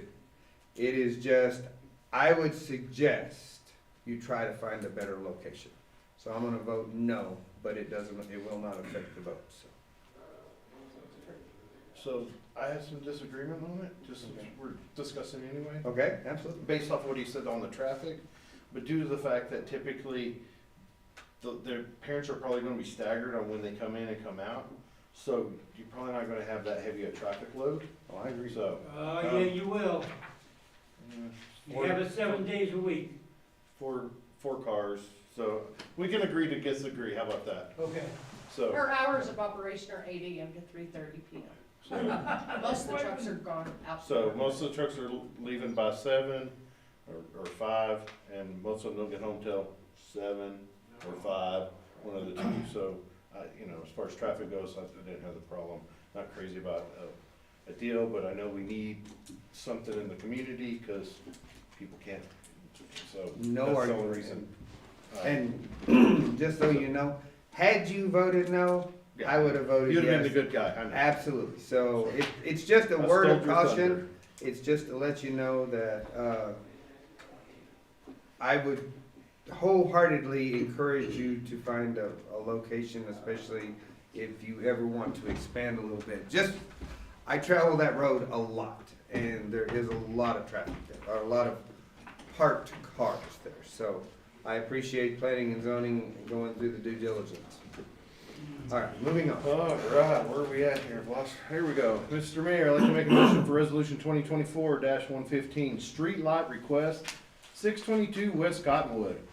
Second. All right, motion second to consider this resolution. Mayor and Commissioners, we had a streetlight request at, from 622 West Cottonwood Avenue. They don't want the streetlight at their home. They want the streetlight just at the backside of their home. So the first time planning and zoning discussed this, I thought they wanted it at their home. My assistant had took most of the paperwork, so I didn't have a lot of time with them. But since then, I have visited with the owners, and I have visited with Lee County Electric, and we have went over the issue with this area is 7th Street itself. 7th Street itself, every one of those street lights at the intersections along 7th Street does not actually shine onto 7th Street. They shine onto the adjacent streets. So like at Cottonwood and 7th, they're at the intersection where they requested the light to be behind them. That light shines to the southwest, which is away from the intersection. That's right there at the corner, and it's on the opposite corner from them. So I mean, yes, there's a little light in the intersection you see from the photos, a little light in that top photo. But when you look at the bottom photo, and that's looking north towards where they want the light to go. When you go further up 7th Street, before you get to Dogwood, it is pitch black, because then there's not a light at the intersection of Dogwood Either, yeah. So that area is very, very dark. So the next meeting with P&Z, we went through 2 meetings with this, and the citizens, they told us about how many kids are in the area. There are a lot of kids in the area that play, actually out in the streets in that area. You get to this time of year and kids are still out playing, but it's already very dark. So for the safety of just everybody, even for the safety of your vehicle driving, that road just seemed like it was not very safe at all in the evening time. It is very dark. So planning and zoning did approve a street light to be placed there in the alleyway between Dogwood and Cottonwood, and the light would overhang into the Show me street. where. There's a little green dot right there. Kevin's circling it. There it is. That little green dot is where we want to put a light. It's better to, you can look back here. So, I met with Lee County Electric on site, and we talked about maybe trying to change the way the other lights were positioned on the pole. He said, but that's still not gonna get much to this area. And there is a pole and transformer there already for a light. That's what we came up with at planning and zoning, is just to put a light on that pole in the alleyway. If that's not sufficient, then we'll have to look at some other things, but we really think that will probably be sufficient. So why did they want it in the alleyway? Huh? Why did they want it in the Well, 'cause alleyway? that's where it's the darkest. It's Understand, in but- between that area. But most of the streets going north or south don't have much lighting because everything's going east and west. Mhm. Because And of then- our 300-foot pattern, Yeah, so. and then, I live right across the street from her, and there's kids that play in that corner back there also, Yes. that are on Dogwood, and it is so dark. But the thing is, the streetlight will be positioned that it will be out over the road. yes. Right. Providing lighting on the road itself where the kids are out there. Not in the alley. Right. It is just a very, very dark area of town. And I don't know why, most intersections, the light does shine out towards the intersection. If Dogwood and Cottonwood both had those lights that did that, that may not be such a dark area, but it just doesn't there. Cause you get on down and where you get into Aspen and stuff, that light shines out in that intersection, so it's not that dark from Aspen to Birch.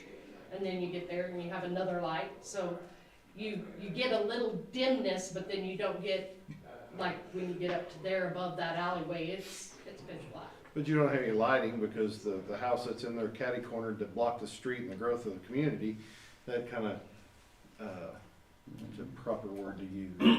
Bumfuzzled the community? Is that a good word, bumfuzzled? So, because that's in the county too, or is that city? No, that No, is just all city limits. Okay. Just checking. Couldn't remember. Been a day or two, so. Because that one rubbed me wrong. Did you also maybe look at possibly adding more lights to what's existing there, in addition to this? Well, we thought with this was, let's put Get this it one in light and get it in And see what we got. what the results are. And then if we need to talk about repositioning those other lights that are existing there, Right. that may be something that is added. I just struggle with it due to the fact that we already have a 300-foot where lights are at, and we already got, that's another good word, jingling? No, that's not good. Oh, well, that's not a word we can use. Yeah, okay, so Okay, bye. we got roped into another position on another street light just behind my house that I'm still not happy about. So, yeah, I'm just, Yeah, my first thought on this was denial because, there's so many lights in that area. But, after being out there when it is dark, Which is at 5 o'clock. at 5 o'clock, yeah. During the summer, it's fine. how much is the annual cost on a LED light? Do you know, Commissioner Wells? It was, what was the initial cost monthly? It's at $9.27. Yeah, $9. So and something. $9.27 is what a new light costs us monthly. There goes your raisin, Miranda. What'd I do?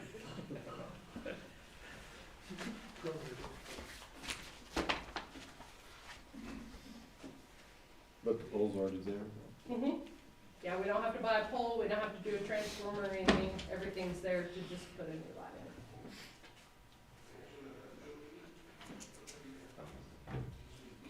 in. Okay, all right. Shannon? Mayor Roberts, Yes. Commissioner Bowe, Yes. Commissioner Gandy, No, Commissioner Trujillo? Yes. all right, I've lost track of where I'm at here. All right. Yay. We just, Yeah, we're just on a roll Yes, here. we are, aren't we? Mr. Mayor, I'd like to make a motion for resolution 2024-116, a variance for a carport front setback at 711. I entered that mall. West Avenue E. Second.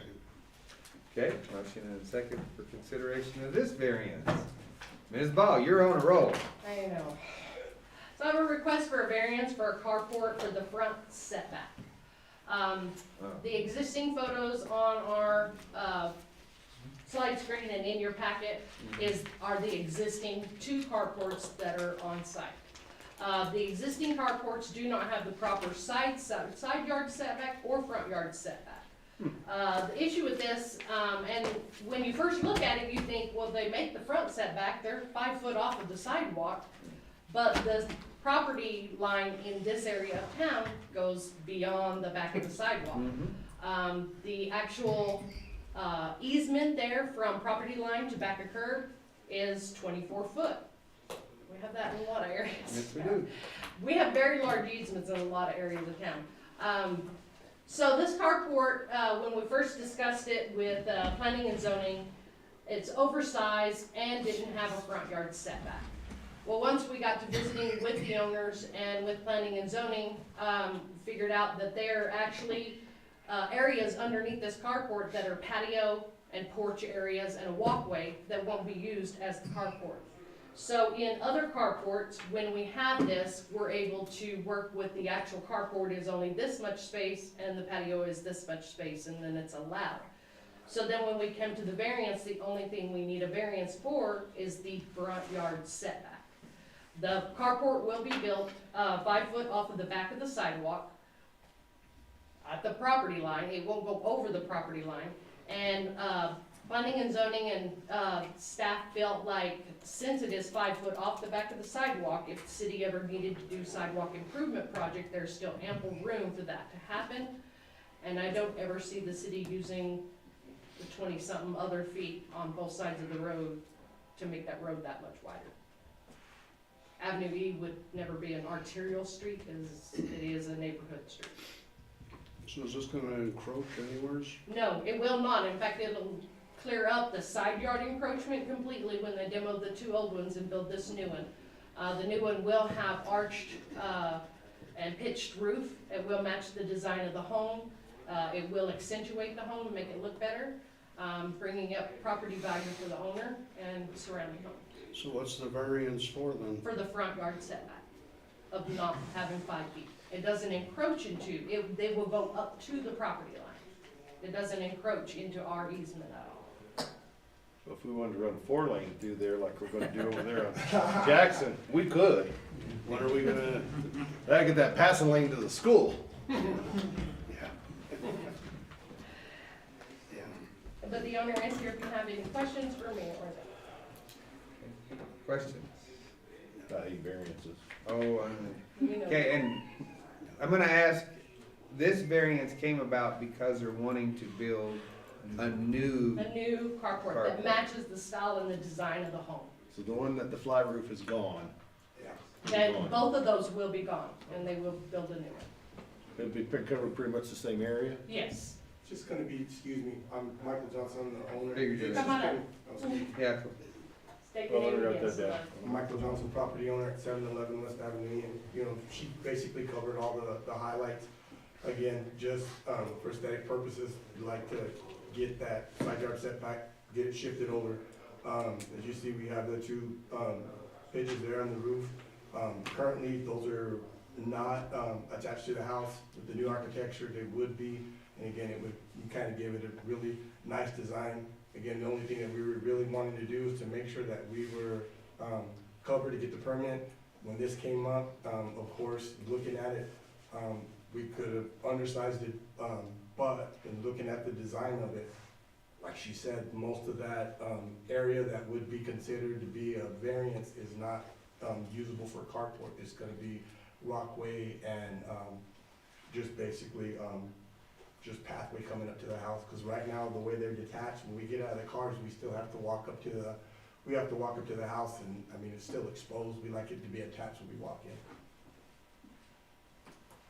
we appreciate you trying to help, you know, beautify and adorn Well, absolutely. your, Like I your said, you own know, home, and I'm proud of our community. I'm proud of being a part of the community and the money that we put into the community. And we could be like the other people want to move to Hobbs or Lubbock or whatever, but I feel like we can do the same and make, you know, beautify our own homes here.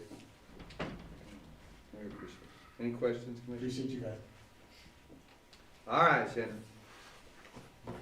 Commissioner Trujillo, Yes. Commissioner Bowe, Yes. Commissioner Gandy, You know I hate variances? No. Mayor Roberts. Say yes. I know, I am, don't worry, yeah. Yes. Fault of peer pressure. Well, Let me have a little stand. you here. can, I used mine earlier, so I totally understand. All right, thank you, Mr. Mayor. Mr. Mayor, I'd like to make a motion for resolution 2024-117, 6-inch crude pipeline easement agreement with HEP Pipeline LLC. All right. Second. Have a motion second for this, the consideration of this resolution. All right, who's the lead? Still you? Okay. Still me. And I know Counselor has some, Yeah, he does words have for some this, remarks so. to make on this one. Right. So we got a request for a 6-inch crude line easement. So the new Sinclair refinery, Old Navajo refinery, they need to install a new 6-inch crude line for transmission of petroleum to the refinery for refinement. It will come from an existing line out there on into the plant. It'll follow a line that's already in there, pretty closely, as you can see on there's the scarring and you can see where a line's already been through there before. We do just need to get an agreement together with them. And so in the resolution, we're talking with Counselor and the City Manager. What we want to do is have you guys approve this resolution for us to go into negotiations with the HE Pipeline Services.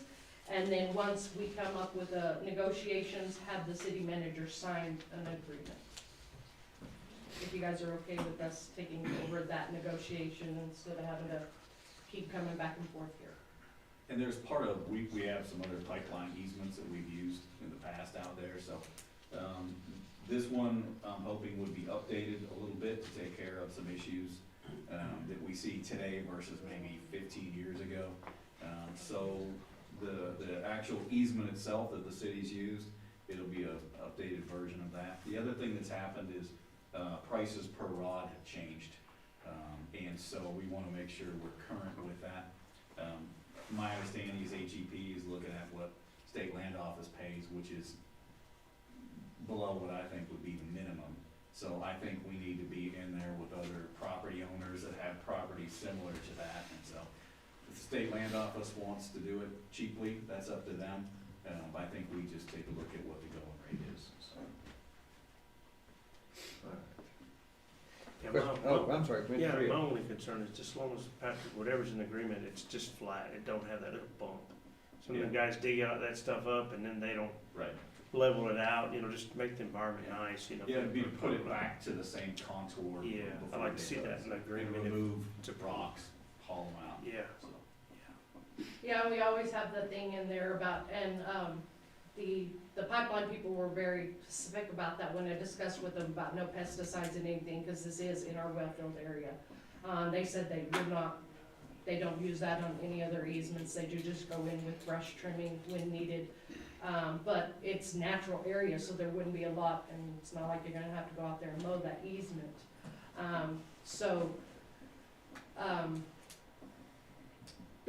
Most of our wells are to the north of where this is anyways, but that is our well field, so just saying. We don't have any existing wells in this area. And Patrick, you are gonna be a part of this negotiation, Yes. correct? Okay, and city manager to sign such easement on behalf of the city of Lovington, that's going to be just for this negotiation, correct? Well, I think the proper way to do it would be to have us negotiate it, bring it back, for your approval, and then we can just get it signed. Like we do any other type of, Right. issue with real property. Okay. That was my question, I'm glad you asked. All right, any further discussion? Shannon? Commissioner Gandy, Yes. Mayor Roberts, Yes. Commissioner Trujillo, Yes. Commissioner Bolt. Yes. Mr. Mayor, I'd like to make a motion for resolution 2024-118, approval of resolution of sponsorship for a TAP application. Second. Okay, we have a motion second. Consideration and approval of this resolution. You're still up. I'm still up. Okay. So I am applying for a TAP grant. It is a federal grant, through NMDOT, but it's through the federal regulations on it. and it's federal money. So on this project, I'm asking to redo, it's part of the downtown redesign that was started years ago. This actually was designed back in 2016 with a TAP grant, and I was notified by some of the NMDOT specialists that handle grants that, hey, you guys did this design, but you never constructed this road. And I was like, yeah, I didn't even know there was a design that existed. But so I found out all this. Long story short, if we don't do the project, we have to pay back the design fees that were given to us at that time. Which, you know, is not a lot, but it's still, it leaves a mark on your federal grant receiving abilities, because then you have a mark that says you did not complete such and such project, and you did not have this timeline out, and you did have this time. And that makes it hard to get those federal grants, because if you got one mark against you, it's a competitive world. So we really don't want to have to do that, and of course, we do need the pedestrian improvements and the downtown improvements to bring, hopefully, that's what you hope brings in when you redo side streets and streetscapes and pedestrian improvements and ADA improvements, that you're able to bring in more people that want to have a little shop there, because it does have a nice area. The walkability around downtown was something in our comprehensive plan, and that was why the square was so important to redo. I know they did do the central side of the square, so this is the last section of the square, because Love Street was done when they did the judicial building, Main Street's being done by them. So this is the last side of the square that has not been constructed out by the designs that were put forth back then. Question? The grant approval, I won't even know if I get the grant until sometime May or June. Oh. I will not, even if I'm told I'm awarded, we won't get a final award documentation until September or October. So it would be plenty of time to get it in the budget and all that. That's what me and the city manager discussed. It's just something that we need to try to receive this grant to finish off that road. Okay. So let me ask Crystal, the design grant was completed in 2016, completed in 2017. Mm-hmm. So with this project, please give notice to the City of Lovington that the construction phase of this project must be obligated within 10 years. Mm-hmm. So this project needs to be completed by 2026? Yep. Okay, by 2026, this project needs to be completed.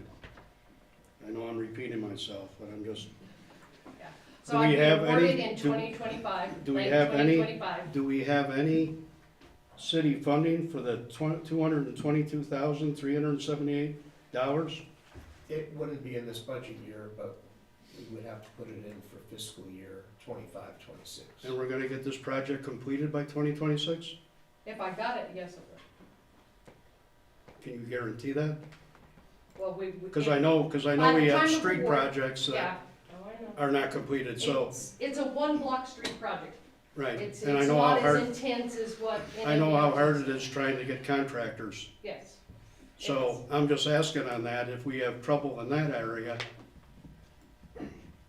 having this done by 2026 seems a little unrealistic to me. So as long as I have the funds obligated, so if I get the grant and we start the project, and I am in substantial or in construction, I will be able to get that addendum done and send it to the state, and we won't get marked for it. I've already spoken to a couple of different state people on that as long as I am in construction by the beginning of 2026, I would be okay. That was my question. Okay, well, I have a question. Okay. Is this 2016 dollar amounts, I mean, are these, this 1.5 million, Yeah. was that when we were gonna do it in 2016, or is this? That is the cost that I got, I did an estimate with the engineer, and that is the estimate right now with I think he had a buffer in the estimate. for, next year's possible, construction increase cost. Okay, all right, so Yes. these are real numbers. Yes, these are real numbers. Because, what was it, several years, when it was first bid out, because this job was bid in 2018 by Wyatt and James. The cost of construction was $610 in 2018. $610,000. $610,000, sorry. That's what I meant to say. Why did we not do it? We couldn't afford it, Yeah, really? Yeah. So Barely, you but we can see could. the cost has already doubled. No, it's 2.5 times. Well, it's over that, yeah. Okay. Just triple it, cause that's what's gonna be, by the time the next year comes around, it'll be Absolutely. 1.8, so. All right, any further discussion? All right, moving on. Shannon? Commissioner Bowe, No. Commissioner Trujillo, Yes. Mayor Roberts, Mr. Kenny, I approve. Yes? Man, that threw you in it, Tizzy, didn't it? Commissioner Yeah, Gandy, it's a yes. Yeah, I got faith in Krista. I don't have faith in constructors, but I have faith in Krista, Right. so. All right, where are we at here? Mr. Mayor, I'd like to make a motion for resolution 2024-119. Approval to advertise the sale of real property, 1201 West Tyler Avenue. Second. Motion and second, for consideration this, Ms. Ball. I believe this one, I'm pretty sure we tried to do a couple of years ago. We did, we tried to sell it a few years ago. I've had an interested, contractor talk to me about this property. Due to the housing incentive, he's looking for different properties around town, so he can do Isn't the this the one that's housing got the incentive. tree right in the middle of it? Yes, it does. Okay, that's what I thought. It does have a tree right now, but utilities are right there and available. So, you know, we do, I mean, we have no use for this property. No. It's in a residential zone, we're not gonna put an office over there, we're not gonna put a shop over there. So there's really no use, so anytime, and I know, the last time there was no bid on this, commission advised me to try to find people interested and try to get rid of this. So, I've had an interest, EDC has had a person interested in this, so we feel like if we put this out now, along with the housing incentive that's going on, we may have some bidders. We can't put I just police need you guys to substation there. give me a cost, what you want to sell this property for. What is that estimated value at? Probably 30,000? Right here. 25? Read it right there. I'm sorry. No, it's good. So the taxable land value of that property is only $4,772. Yeah, and the realtor, what, said 45,000? Yeah, 35 to 40, That's- 40, yeah. okay. And that's where we're having issues with the developers already, is people want so much for the land that they're not able to make money by building a median to low income home. The square footage just cannot be huge in this area, it's not a huge lot. It'd be a nice moderate sized family home, but Okay, if my memory is correct, we had determined last time that we were gonna be somewhere, it had to be 25 or above, again. 25, 30. Seems like that was, as a minimum, and we got 0 takers. Alright, so are you gonna start in that? We've gotta pick that's up to you something. guys. I really think you should go, me and a few others I've spoke to, really think you guys should drop it down. I mean, we're trying to get rid of this, we're not trying to hold on to this property. how many We acres don't is wanna it? sell it for $100, no, but if you wanna sell it for 15 to 20, that would be a good price range to be able to, I think, get rid of it. How much of an acre is it? It's not even, it's not an acre. It No, is- it's gonna be It's a little over, probably not even a 7,000 quarter, square feet. probably just under a Yeah. Quarter acre? Dang, I mean, 25. I think that's a reasonable price. But you have to do something like this.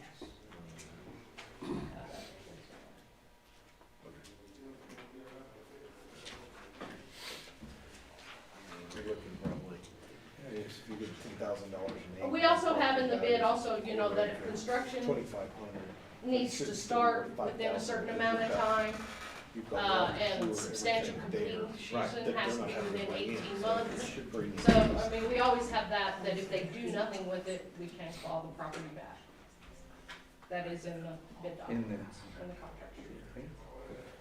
The bidder, the awarded bidder would pay all closing fees, so we wouldn't have that cost on us. I think 25 is just the best. Yeah, I guarantee you, we start giving shit away, I'll tell you one thing.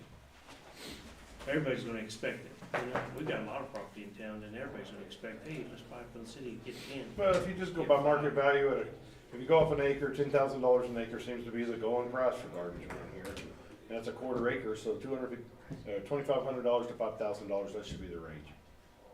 But the advantage to them is you already have water and sewer and electrical already there. They're not having to bring anything in.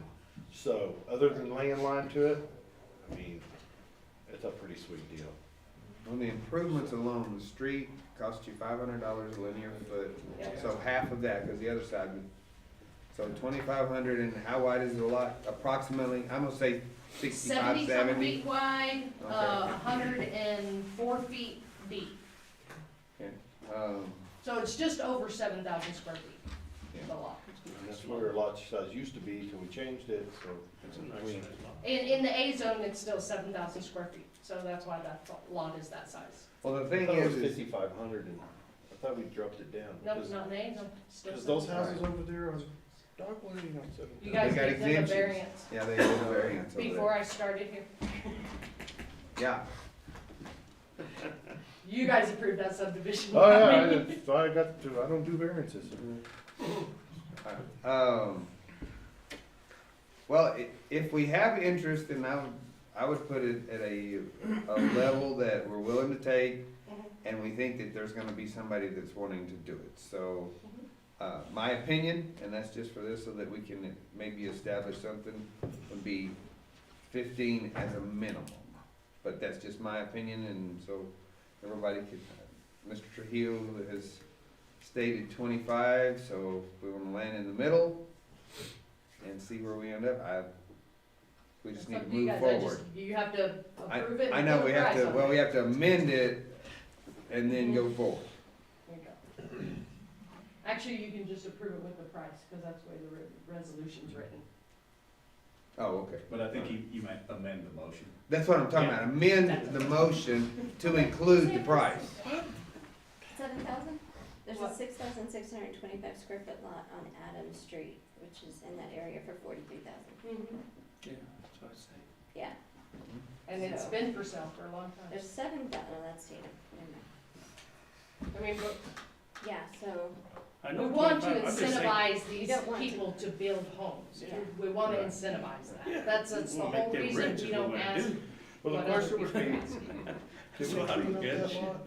Did we clean up that lot? At some- I don't think I think there must have been a small house or something, because that tree is literally in the middle of that lot, and that tree is Huge. So the Yeah. house used to be like a U shape. And around. that tree was up in the U shape of the home. Yeah. Is what it used to be. Was I've it seen it on perfect? Google Earth pictures. It's really weird. I don't remember what that house looked like, because I went and looked at the lot, and I was like, oh. I mean, it's not a bad lot, but the tree gotta go. It should be about it. They could build a tree house. Commissioner Bowles, do you have an opinion on a starting bid? The reason I'm asking you is Commissioner Gainey's gonna amend his motion, Right, and we've already kind of thrown out something, so. you said 15, David said trio, and I'm thinking somewhere's in the middle. 20, that way there, you're offering some incentive for buyers to get it and to build.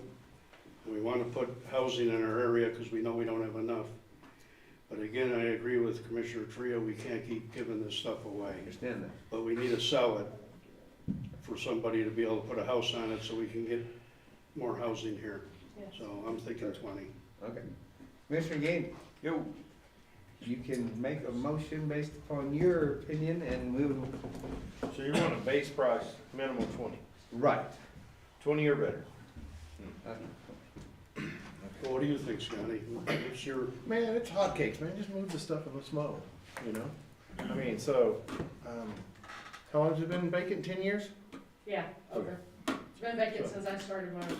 But I think sometimes we do poor advertising, you know, that's the thing, I mean, one thing about it is, we say we advertise, and we do a little gig in the Lovington Leader. I mean, maybe we should buy a full page ad in the He Lovington just Leader. called your Ain't that right? advertising poor. Yeah. Well, John, I'm trying to get you some business, you know, they do that 1 inch by 1 inch ad, nobody sees it, nobody's bidding on Full page will get you some it. We need to get full page, and we'll probably get some bidders out there. You can But have yeah. this tree for. I think that's why we don't get bidders, because we just don't advertise well enough, but I mean, that's our source. Maybe the advertising needs to just be a little bit bigger. All right, here, because we tried 25, it didn't work last time, so, okay, let's do it like this. Shannon, I'd like to amend my motion of, resolution 2024-119, approve the advertised sale of real property of 1201 West Tyler for 15 or above, 15,000 or above.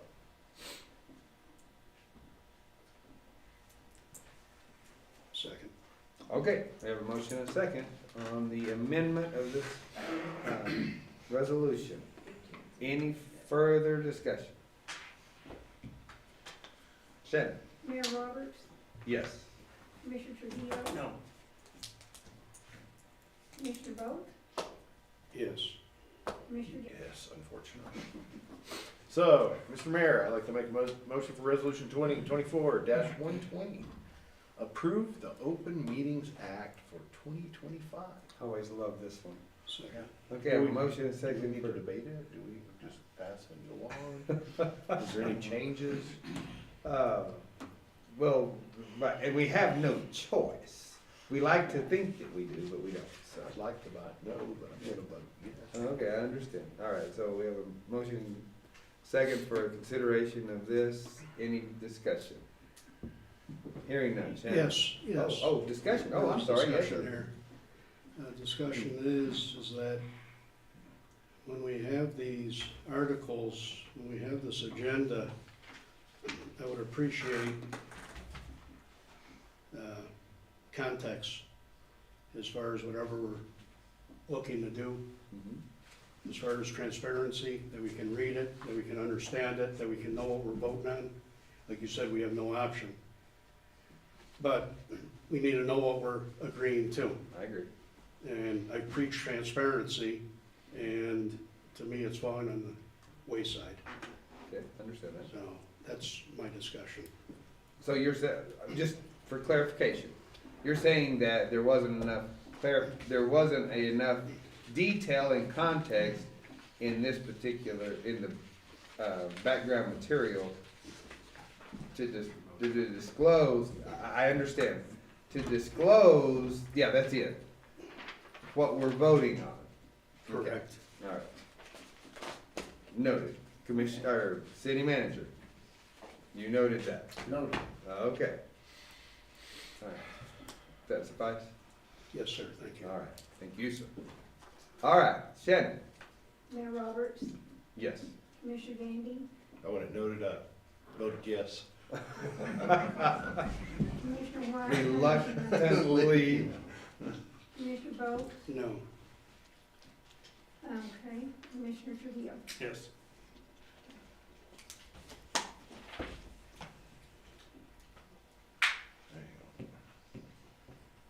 All right, Mr. Mayor, here we go again. I'd like to make a motion for resolution 2024-121, approval of lodger's tax request fiscal year 2025, third quarter. Second. Okay, motion and second for consideration of this resolution. All right, let me catch up. I'm sorry, I don't know, my paperwork is. I'm going through it.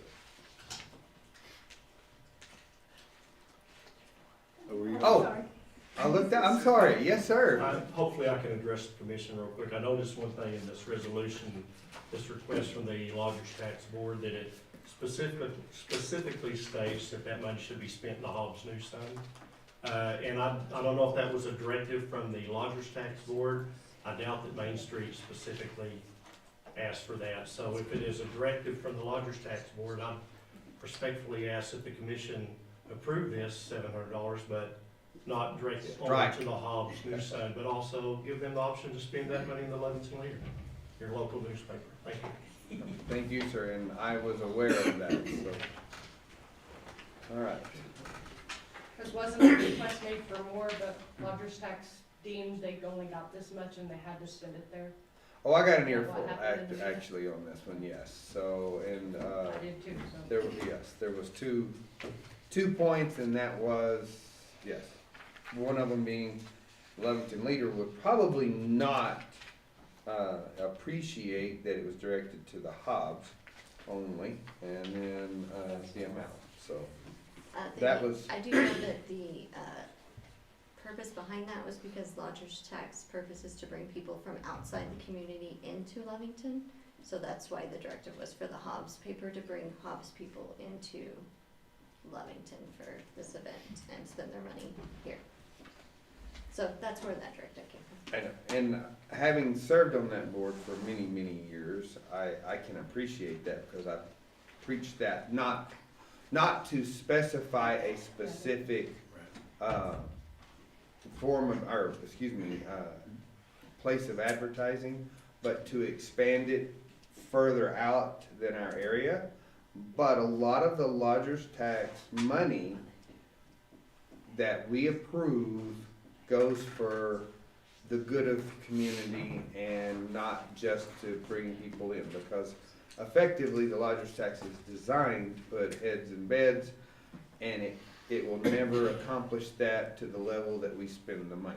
So, I just think that if we're going to limit it to local, that we include all local, but that's my opinion.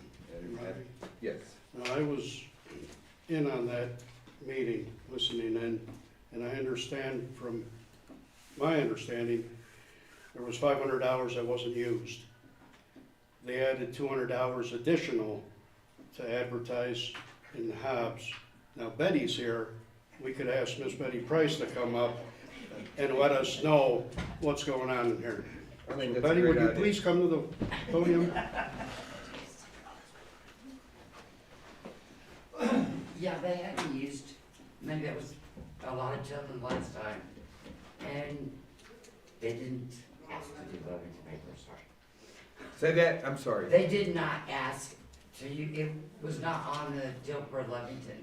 It was the Hobbs News Sun and another thing, Facebook or something like that. It was social media and then, That radio station. Yeah, there was one radio station, the Hobbs News Sun, and social media. And we didn't see that the social media and the news station was gonna get anywhere further than Hobbs. We really did wanna do it, but it was one of them, pressure things. You didn't want, okay, you Well, didn't wanna do what? You didn't wanna award this money? Yeah, because this is something they should do out of the money that they get from y'all, the stopping that you get, that should be what that's used for. Because these little meetings like this, are they bringing in bids? No, they're not bringing anybody in to stay the night, because it's during the day and it's over with that day too. I understand. And we all kind of, toss it around. But that's what, was coming, it belongs in that stopping range, not in a lodge tax special fund for it.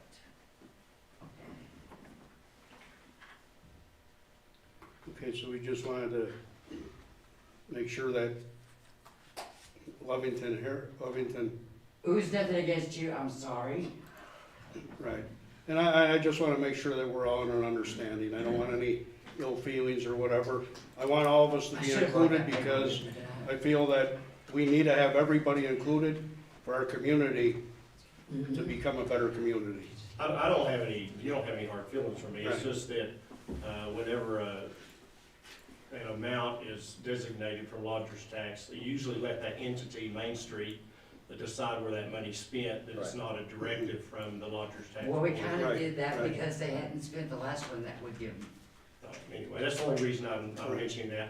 And let that entity, if whatever the relationship is with, social media, the Hobbs News, Sun, Lovington Leader, whatever, that they can divvy that up however they feel is the best, to reach out, for that particular seminar or concert or whatever they happen to have. But you give them the opportunity to use their expertise. And you take it out of the hands of those that are on the board, that give you the money, and put it in the hands of those that are used to doing those types of projects. That's all I'm saying. Yeah, Okay. and we appreciate it, we just want to Yeah, make sure. no, you're right. I'm gonna lose sleep over it. Okay. Well, Ms. Price, again, having served on that board for a long time, we rely, the city commission relies on that board to make their recommendations, and we as a commission may approve or disapprove, Yeah. whatever. That's what we told them, you know, Right, may get this, you may not. but please, on the request, let's try to stick to, we as the Lodgers Tax Board recommend this expenditure for this event, and let's not, Do that. yeah, let's, Okay. yeah, if you're gonna recommend spending an amount of money, let's not try to dictate how they're gonna spend it, as long as it's in the guidelines specified from the, ordinance, I believe it's an ordinance. You know, that we have in there. I mean, it's a statewide ordinance, and then we adopted, we changed it up a little bit, but it pretty much follows the statewide ordinance. And then that way, it doesn't put us trying to decide, we have to reword it, we have to whatever, or we have to disprove it, and then come back and do it again. So, Okay. anyway, that's it. No problem. Any more questions? Any other questions? Thank you, buddy. All right, thank you. Are we making an amendment? Are you strong arming me to make an amendment? Well, I don't know. How to make the amendment? You're gonna basically have to strike part of their request, their approval. Oh, I'm sorry, yes, sir, Let me borrow it for a second. you bet. Got that on the computer here.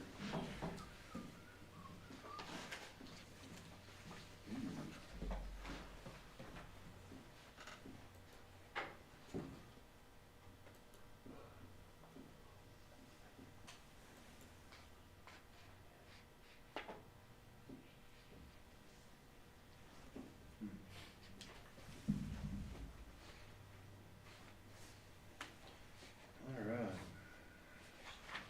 Shannon, I'd like to amend my motion.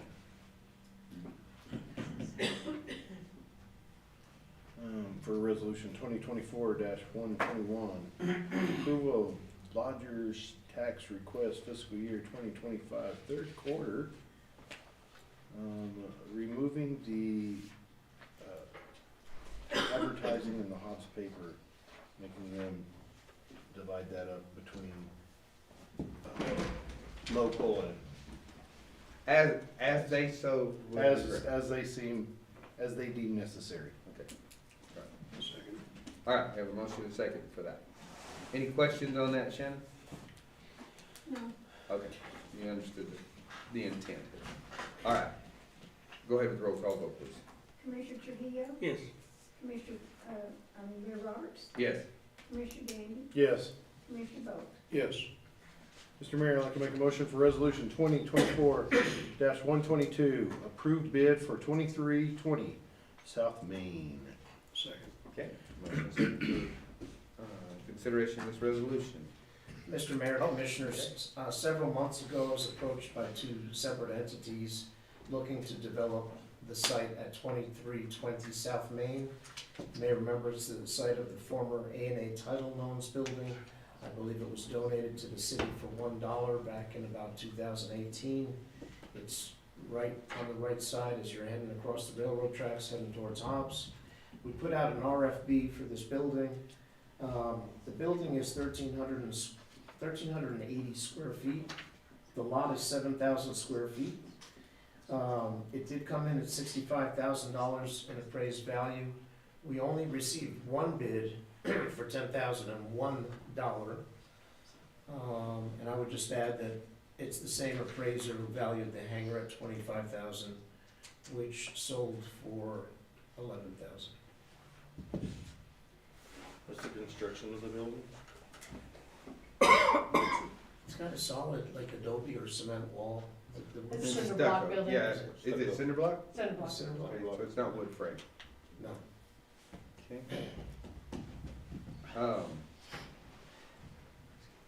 Don't know what happened to the other bidder. At one time, the city was considering having animal services Yeah. used as kind of a storage building. That didn't really work out, so I can't anticipate any need for it in the future. It is at a pretty good location. It's between the mobile home park and the weed store. Great location. We should have a snack shop there. That's nice. Fast food. I was thinking like Sash Loans or something. Discussion.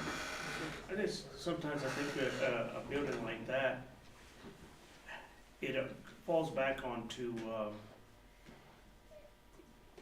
almost like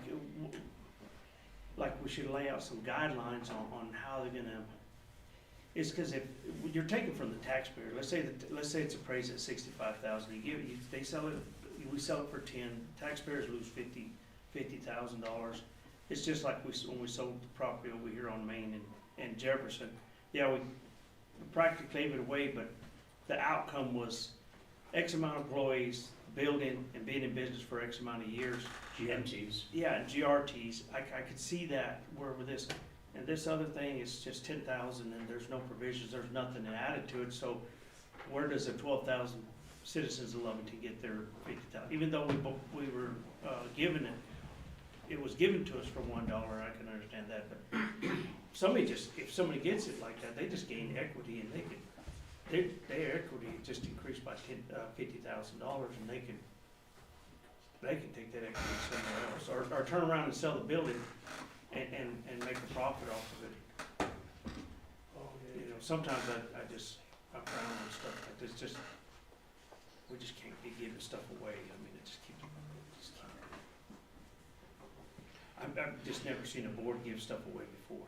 We've always just held on to it, I mean, it's city property, there's gonna come a day for it. But it does, you know, cost and maintenance and so forth as well. Well, it's, So. yeah. But I'd like to at least see 30 out of it, at least 25, at least 25. I mean, the property alone is probably worth 30, at least 30. Frontage property. I was gonna follow up with Commercial. that. I don't know what the condition of the building is. I haven't been in this building in 40 years at least. So I realize it's boarded up, it's painted a beautiful blue color. Lovington. I was in it about a month ago. The roof's in decent shape. The electrical needs some upgrading. The lot is a mess. It could make a couple of small offices. Do we have, How long did we have that advertised for?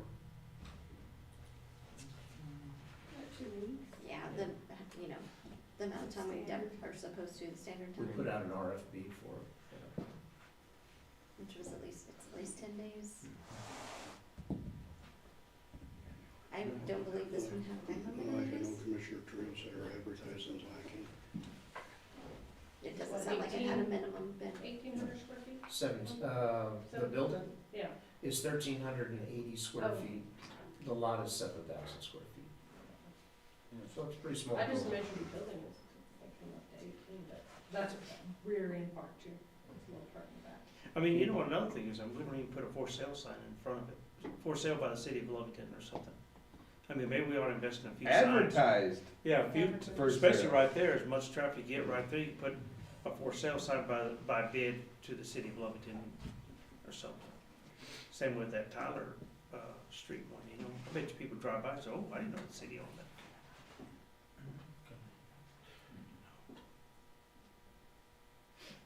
Was that, you're gonna say something, or you just? Yeah, I'm trying to process the words in a way that Okay, don't come out rude. okay. So in other property we've sold, we've never actually went out to realtors or different things like that. We usually put it in a RFP. What is the negative parts of that that would hinder us from selling something? I guess that's more a Patrick question than, Well, I think if you went to a realtor, would be looking at paying a fee, the realtor's fee on that. I think it's just a matter of looking at the property, saying, does it fit within our program? Is it something we're gonna use? If not, what could be, the use for it? And so maybe take a look at it, say, is it a high risk and low use potential that we just wanna get off of our books? Or is it a spot that could return some, some decent GRT, and do we go out for bid with some other, qualifications in there?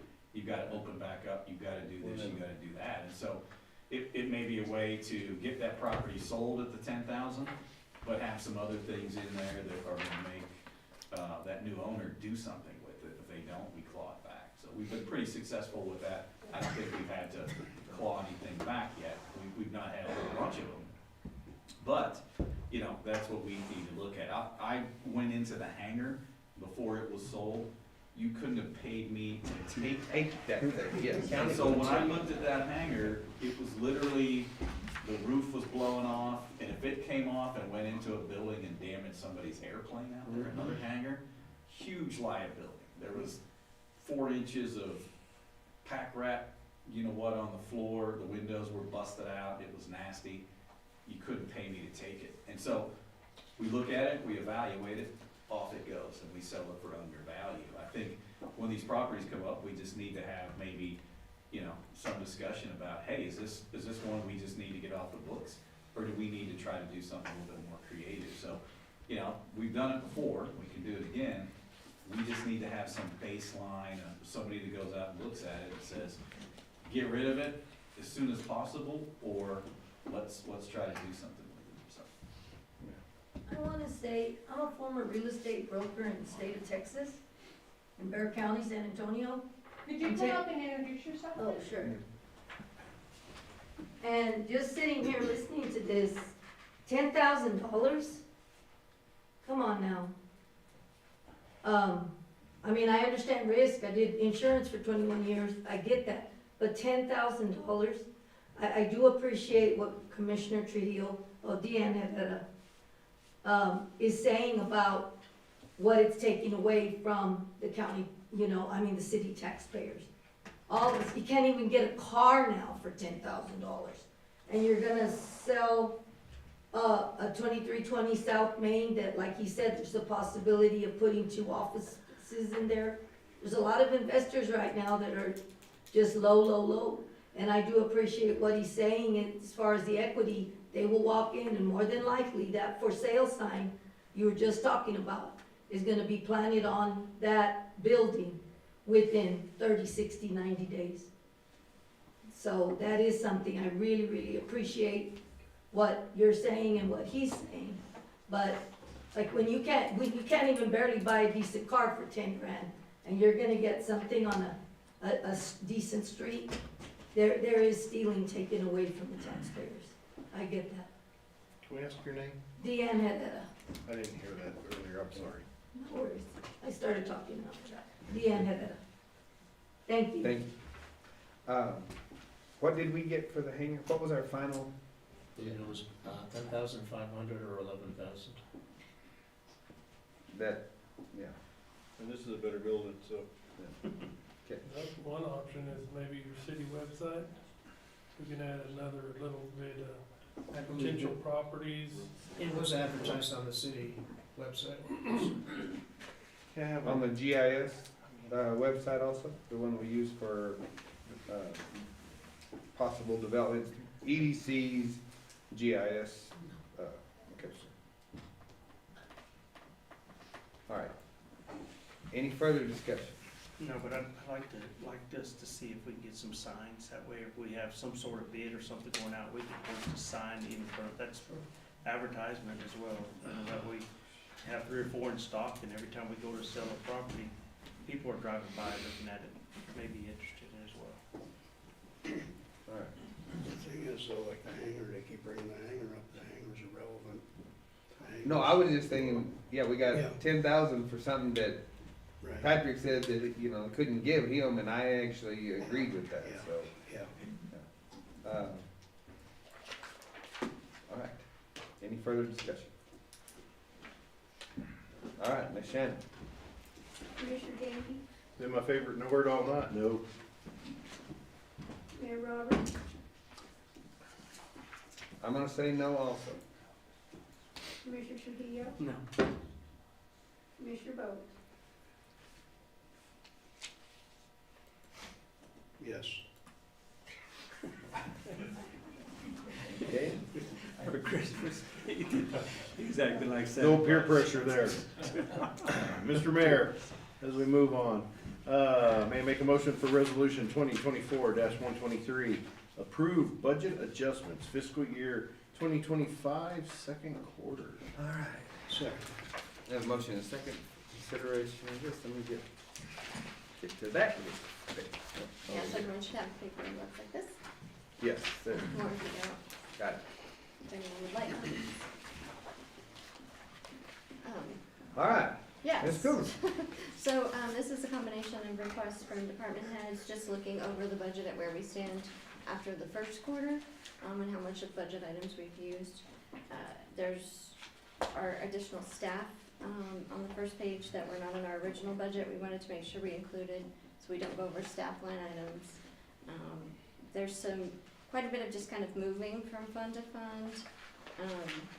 We have a new system, Granicus, that we're trying to get online that, was kind of- Granicus? Granicus. Okay. Granicus it's our new agenda, yeah, it's that system. It's essentially an upgrade to Novus Agenda, which we use now, but Novus is essentially being done away with. They're not gonna support it anymore, so this is the upgrade to it. Met with the, police, several people from the police department, as we talked about. They have dollars that are in a special fund.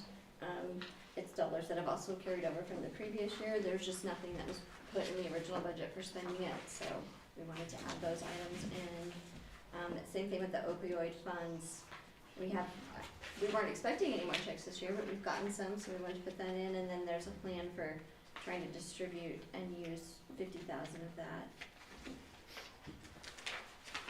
And the transfer of the 699406 is just moving that from, the police special fund, which we actually use for one of our grants, to 705, which is more of a police trust account, so. And then we have some adjustments at the youth center. Some of it was just, we hadn't had a budget in the youth center for a while, so it's just line items we forgot to include or things that have come up. We do need to adjust the revenue because we're not gonna be charging for services during the after-school program, just in the summers. And then just building repairs and maintenance. We did have the Maddox grant, but there's still things above and beyond that need to be done. And on the last page, we have some capital projects, that, we had bought a tractor, initially thinking we were gonna be able to use grant money for that. We're not gonna be able to. Good news is it puts that much grant money back in to buy something else. So we'll be able to use that money. I think David has a plan for that. We have an ambulance that needs to be remounted on the chassis that we bought. And we just wanna use fund balance that already exists in the ambulance account. It just wasn't in the original budget, so we wanna spend it on that. The senior center food trucks, we decided to just pay a little bit out of our budget to get them what they really needed. Felt like a good investment. And then we need to put in the money that we received from Lee County on Memorial for the donation and expenses. The other major thing there is just, Troy Harris, with putting people in there, there's just been some repairs. Someday you're gonna have AC and heat. And it's cold. I was gonna say, heat I hear is a problem, so. It's pretty bad, I'm just saying. Someday you will have that. And then, the water insertion valves are for the fire hydrants, as City Commissioner Miranda was mentioning earlier, they're expensive, so. And then we're just in the solid waste division, we're divvying out, things like postage, telephone, utilities to them as well, because they're included in our bills, and it's just never been done, so we just wanted to give them their portion of, to show the real cost of actually that fund, so. Are there any questions on any of the items? How do we manage when employees go work for other departments? Do we account that as expense for that department, just like additional staff for the cemetery? You know, we had Robert go over there and stuff like that. Do you make adjustments? No, not when he's already a current staff, that's just, Robert did that just to benefit the city. We had 1 to 2 people out there initially. We've been unable to retain staff out there. So it's been anywhere from 1 to 2. We briefly get 3 people and then they fall off.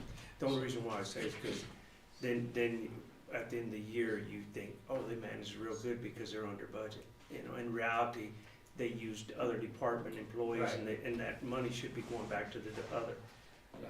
them other departments to offset their costs, because now they're losing money on their, because now they went into overtime on their department because they're assisting another department. Yeah, but the cemetery don't make a dime, so I know. just, Well, isn't that just kinda pretend like you didn't see it, keep rolling. Isn't that kinda like when we went out and helped mow, like, the, ball fields and everything like that? I mean, we're city employees, I'm salaried employee, so it doesn't really affect my pay one way or another, whether I'm putting in overtime or not. Robert and his staff, this was mainly to do large projects that hadn't been done in decades. It's not really for the day-to-day maintenance of the cemeteries. So, if it becomes an ongoing thing where we're seeing that staff's time is really being used up, then that's definitely something we would think about adjusting the budget for sure.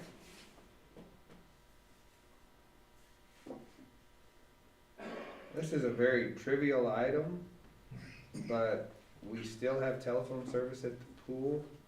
I realize you're moving money over to account for paying for that telephone service. Surely we've gotten rid of it? There's some reason that it's there, Okay. and so it's, A tweaker, do you? but we recently did an audit of all of our telephone lines. We had all of the department heads go through and say, yes, we do need this line, no, we don't need this line. As Skip said, he doesn't need a phone in every room, fire station too, when there's not people there. But we have to find a way to make one line ring on all of the phones without having service on them, so we're, Yeah, cause when they put in that building, they literally put a different line to each bedroom, office. I'm like, you don't need that. We need the phone to ring on one line, and it rings through the whole building. so we have that information now, so we'll be going to LECO and downsizing some of these things. People And out there and staffing it Roll over makes sense, lines. but the time it doesn't.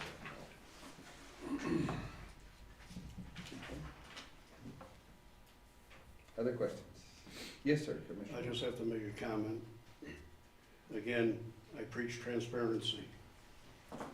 When I get this at the 12th hour, and I don't have time to go over it, cram down my throat to make a decision, I will not be approving this. I would recommend that this gets in our agenda packets beforehand, so it can be going over and over. Okay, I understand that. I was told not to put it in the agenda packet, so my apologies. No. I believe that we need to be able to look this over, all commissioners. Do we look it over or not? I do look our stuff over. I'm not saying that anybody else doesn't. If I don't have it to look it over, I'm not gonna approve it. And if you were told not to put it in an agenda, then whoever told you that needs to find another way for the commissioners to get it. because there's a way to get it to you without it being in the agenda packet. If there's a way I would to- recommend that. Yes, sir. That was my comment. Understood. Any further discussion? All right. Shannon? Commissioner Bolt, No. Commissioner Trujillo, Yes. Mayor Roberts, Give me just a second.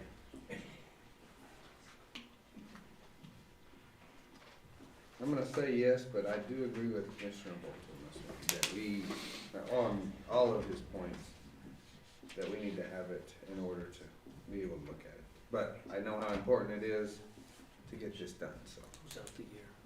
Right. All right, so yes. sorry. Commissioner Gandy, Yes. Mr. Mayor, I'd like to make a motion with a little sorrow in it for resolution 2024-124, approve retirement of canine. Second. That's me. Last resolution for 2024, apparently. No, Nope, I got one more. yeah, we've got one more. Where? It's yours, though. Anyway, we have a Canine's yours. motion and second for consideration of resolution, 124. Yeah, retirement of canine. Did I miss something? No, Okay. no, there's, Did I screw it's up? just, is this yours? Yes, sir. Okay, that's what I thought. Okay, as we spoke previously, that, our canine handler has moved on to another department. So this canine has been out at the shelter for some time. We've attempted to find a new home for the dog. We had a expert dog handler come in, evaluate the dog to see if he was able to actually go to another law enforcement facility to be retrained or military facility. The dog does not respond to 5 different languages that normally canine checklists lock in, usually the dog's choice language. He wouldn't respond to him at all.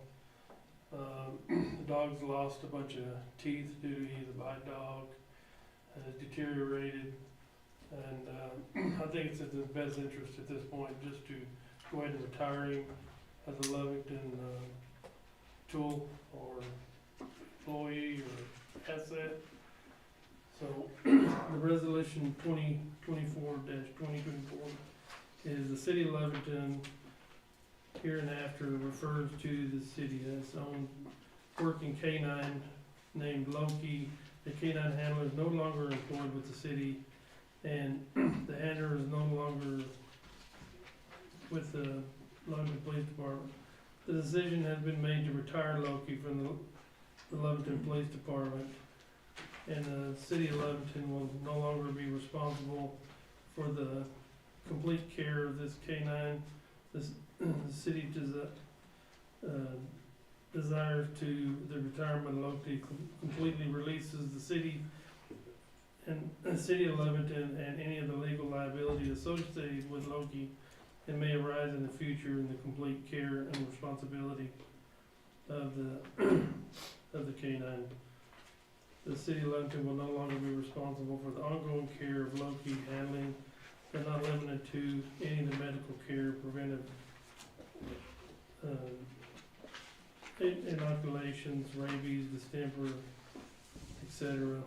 Any annual city, state licensing fees or foods, the city of Lovington agrees and will continue to abide by all city ordinances, state statutes regarding the ownership of this dog. He's still gonna be out at the kennel. We'll continue in the near future to see if we can find a private owner that would be willing to take this dog. And I'll stand for any questions. Okay, questions?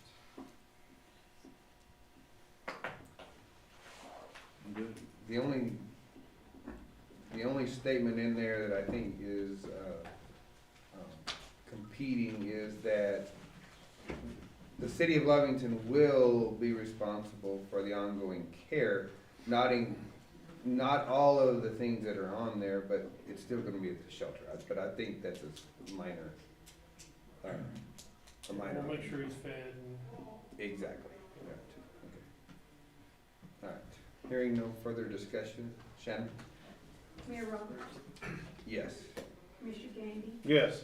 Commissioner Bolt, Yes. Commissioner Trujillo. Yes.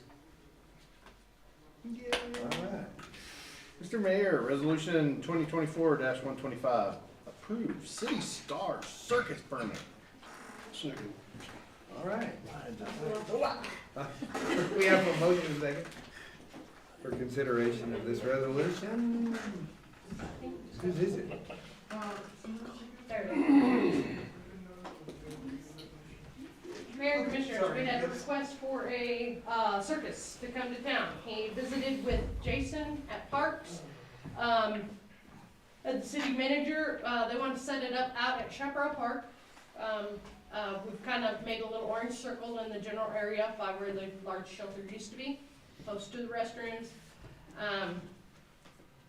Our ordinance just states that any circus that comes into town has to be approved by you guys. Of course, me, fire chief, police chief, and the city manager still have to make the preliminary inspections after they set up. If they don't pass our inspections, they can't open on the night they want to open. They want to set up on the 23rd. They want to have shows on the 25th through the 29th. So it would be Christmas Day. They would have one show that evening. The 26th and 27th, they would both have one shows in the evenings, but then the Sunday and Saturday, the 28th and 29th, they would have a daytime show and an evening time show. So, you know, just by resolution, we have to have a resolution before we can even allow them to pay the fees and set up and, but like I said, they don't open for the actual show until they pass our inspections. Crystal, do you want me to show the? Yeah, the owner did provide a slideshow to Kevin Restored. Scotty in it.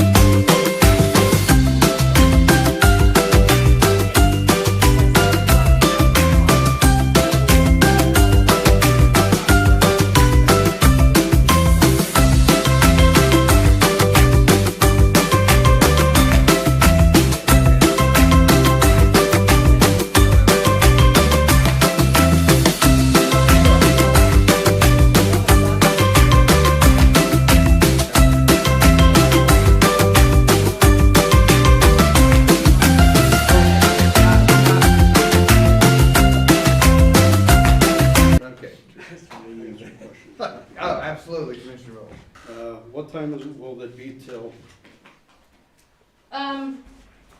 His hours. Yes, son? Yes, What will the show hours be? 3 and 5, 3 to 5 in the Yes. evening, and then the daytime shows? maybe 2, Okay. maybe 2 p.m. is Saturday, 2 and 5 Sunday, I think only one show. Okay.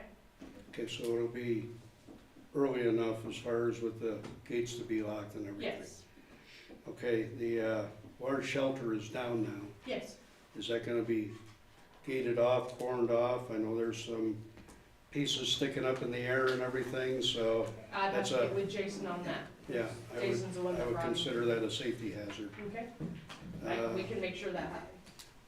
As far as the restrooms, Are the public Um, restrooms gonna be open? He has the porta potties that he will have for the event.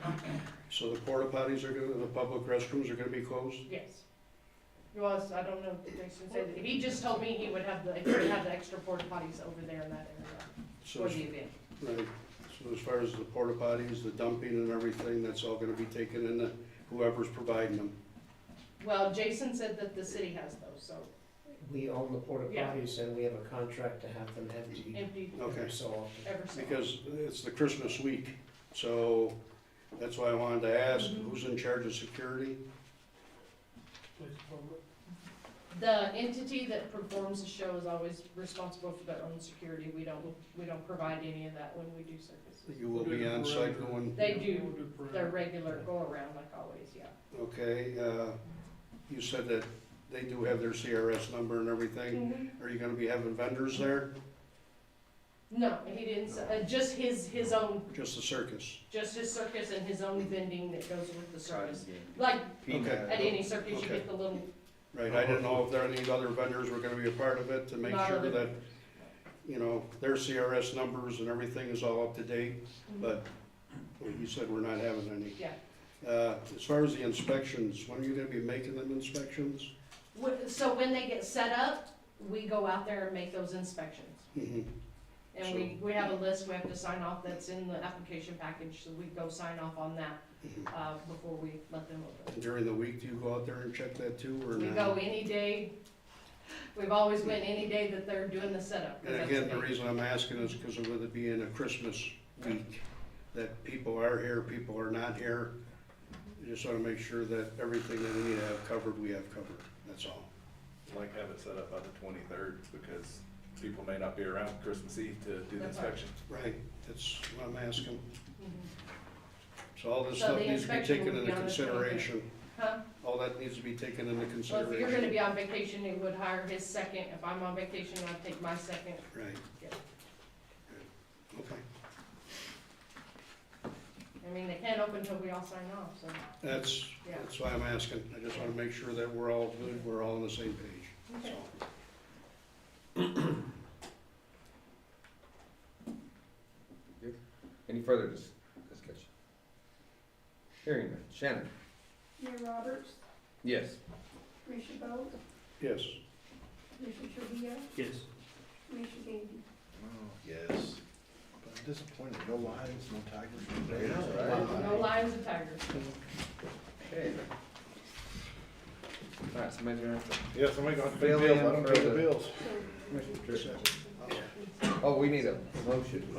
Motion to pay the bills. Second. Oh, okay, motion second. Pay the bill. Yeah, the playground's right there in the area. Any questions? Now, there'll be a couple. That's one. I don't know what it was now. Yes. I got you as for your space right away. I'm sorry? I said I got you Well, I have to as find for it, so go ahead. It was one, and you may catch it in yours, I've gotta find it. With Hallmeyer Electric, under 11050, page 3. I see some of the ones, is that different areas that they're doing, or what? Because you have wastewater monthly, wastewater monthly, wastewater monthly, all for $55, 3 separate times.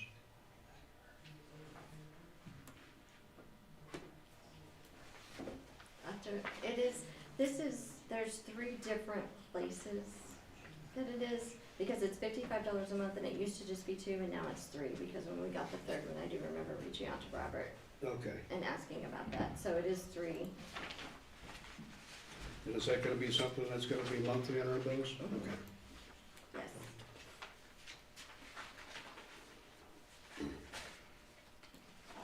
Page 7, the bottom of the page, Resource Wise LLC, wastewater consultant fees for $27,000. What were them for? That's Aaron Burke, I don't know, that should be under water, not wastewater, I don't think, right, Kevin? He's our consultant that helped with the meters and, you know, getting ready for the rates. I know, I'm not not too sure if this was the one, but I know we were paying him out of a grant at some point in the grant. No, that's all Oh, done. okay. That's all done. Oh. Yeah. No, Robert just probably put, he's so used to putting wastewater, he probably put wastewater instead of water. So they're the ones that are doing our, He helped Kevin in terms of reconfiguring the meters in preparation for, going to the revised rate. So Aaron was largely responsible for identifying all the meters that had the extra digits mhm. in our system and changing those, reconfiguring those to the correct settings so that they no longer have that extra reading. And I was just telling David and the mayor earlier that problem is, we don't really see it anymore. It's taken care of. Okay, with this consultant fee, where are we at? Are we all caught up, or where are we at as far as, We're currently not We all- using him, we'll call him once in a while, but he came here like every other week for several days. mhm. He was in the field, and he was Kevin deserves a lot of the credit also, but if the commissioner remembers, a year ago, we had less than 30% reliability in Right, terms of our meter reads for usage. mhm. We're now well above 90%. Right. So we are current on this bill. Yes, and this is something that also wasn't, this will be coming for a budget adjustment in the next time, because it wasn't something we had within our budget for this year either, so. Okay, on page 8, vendor 14671, Smith Powder Products, police and fire, for the same price, $665 and $665. That's our generator. Power generator. Our generator got serviced. Twice? No, But no, they it's split just- it. We pay half, he pays half. They Okay, just split it. okay. Cause it runs the whole building. Okay, thank you. Down just a little bit further, Terra Object Document System. I don't remember that one, it's probably been in there before, maybe, but I wonder what that is for. That's Laserfish, our Laserfish where we scan all our documents in.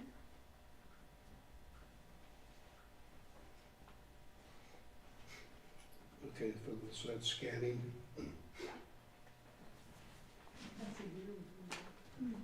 That's the annual. Yeah, it's an It's annual. for the software, it's the once a year fee. Okay, annual, okay. Yeah. As I said, I don't remember seeing it, but, No, it's just once a year annual. okay, and I'll call myself good on that.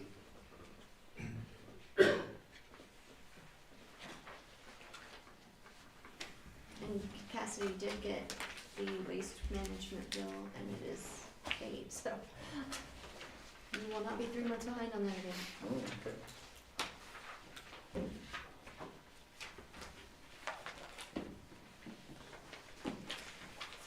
Any other questions?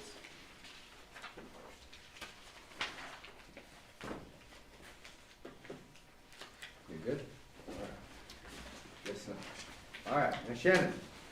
I'm going to put my stuff. Whoops, okay. Okay, Commissioner Trujillo, Yes. Commissioner Gandy, Yes. Commissioner Bowe, Yes. Mayor Roberts. Yes. With that, the items of the agenda are exhausted, we are adjourned.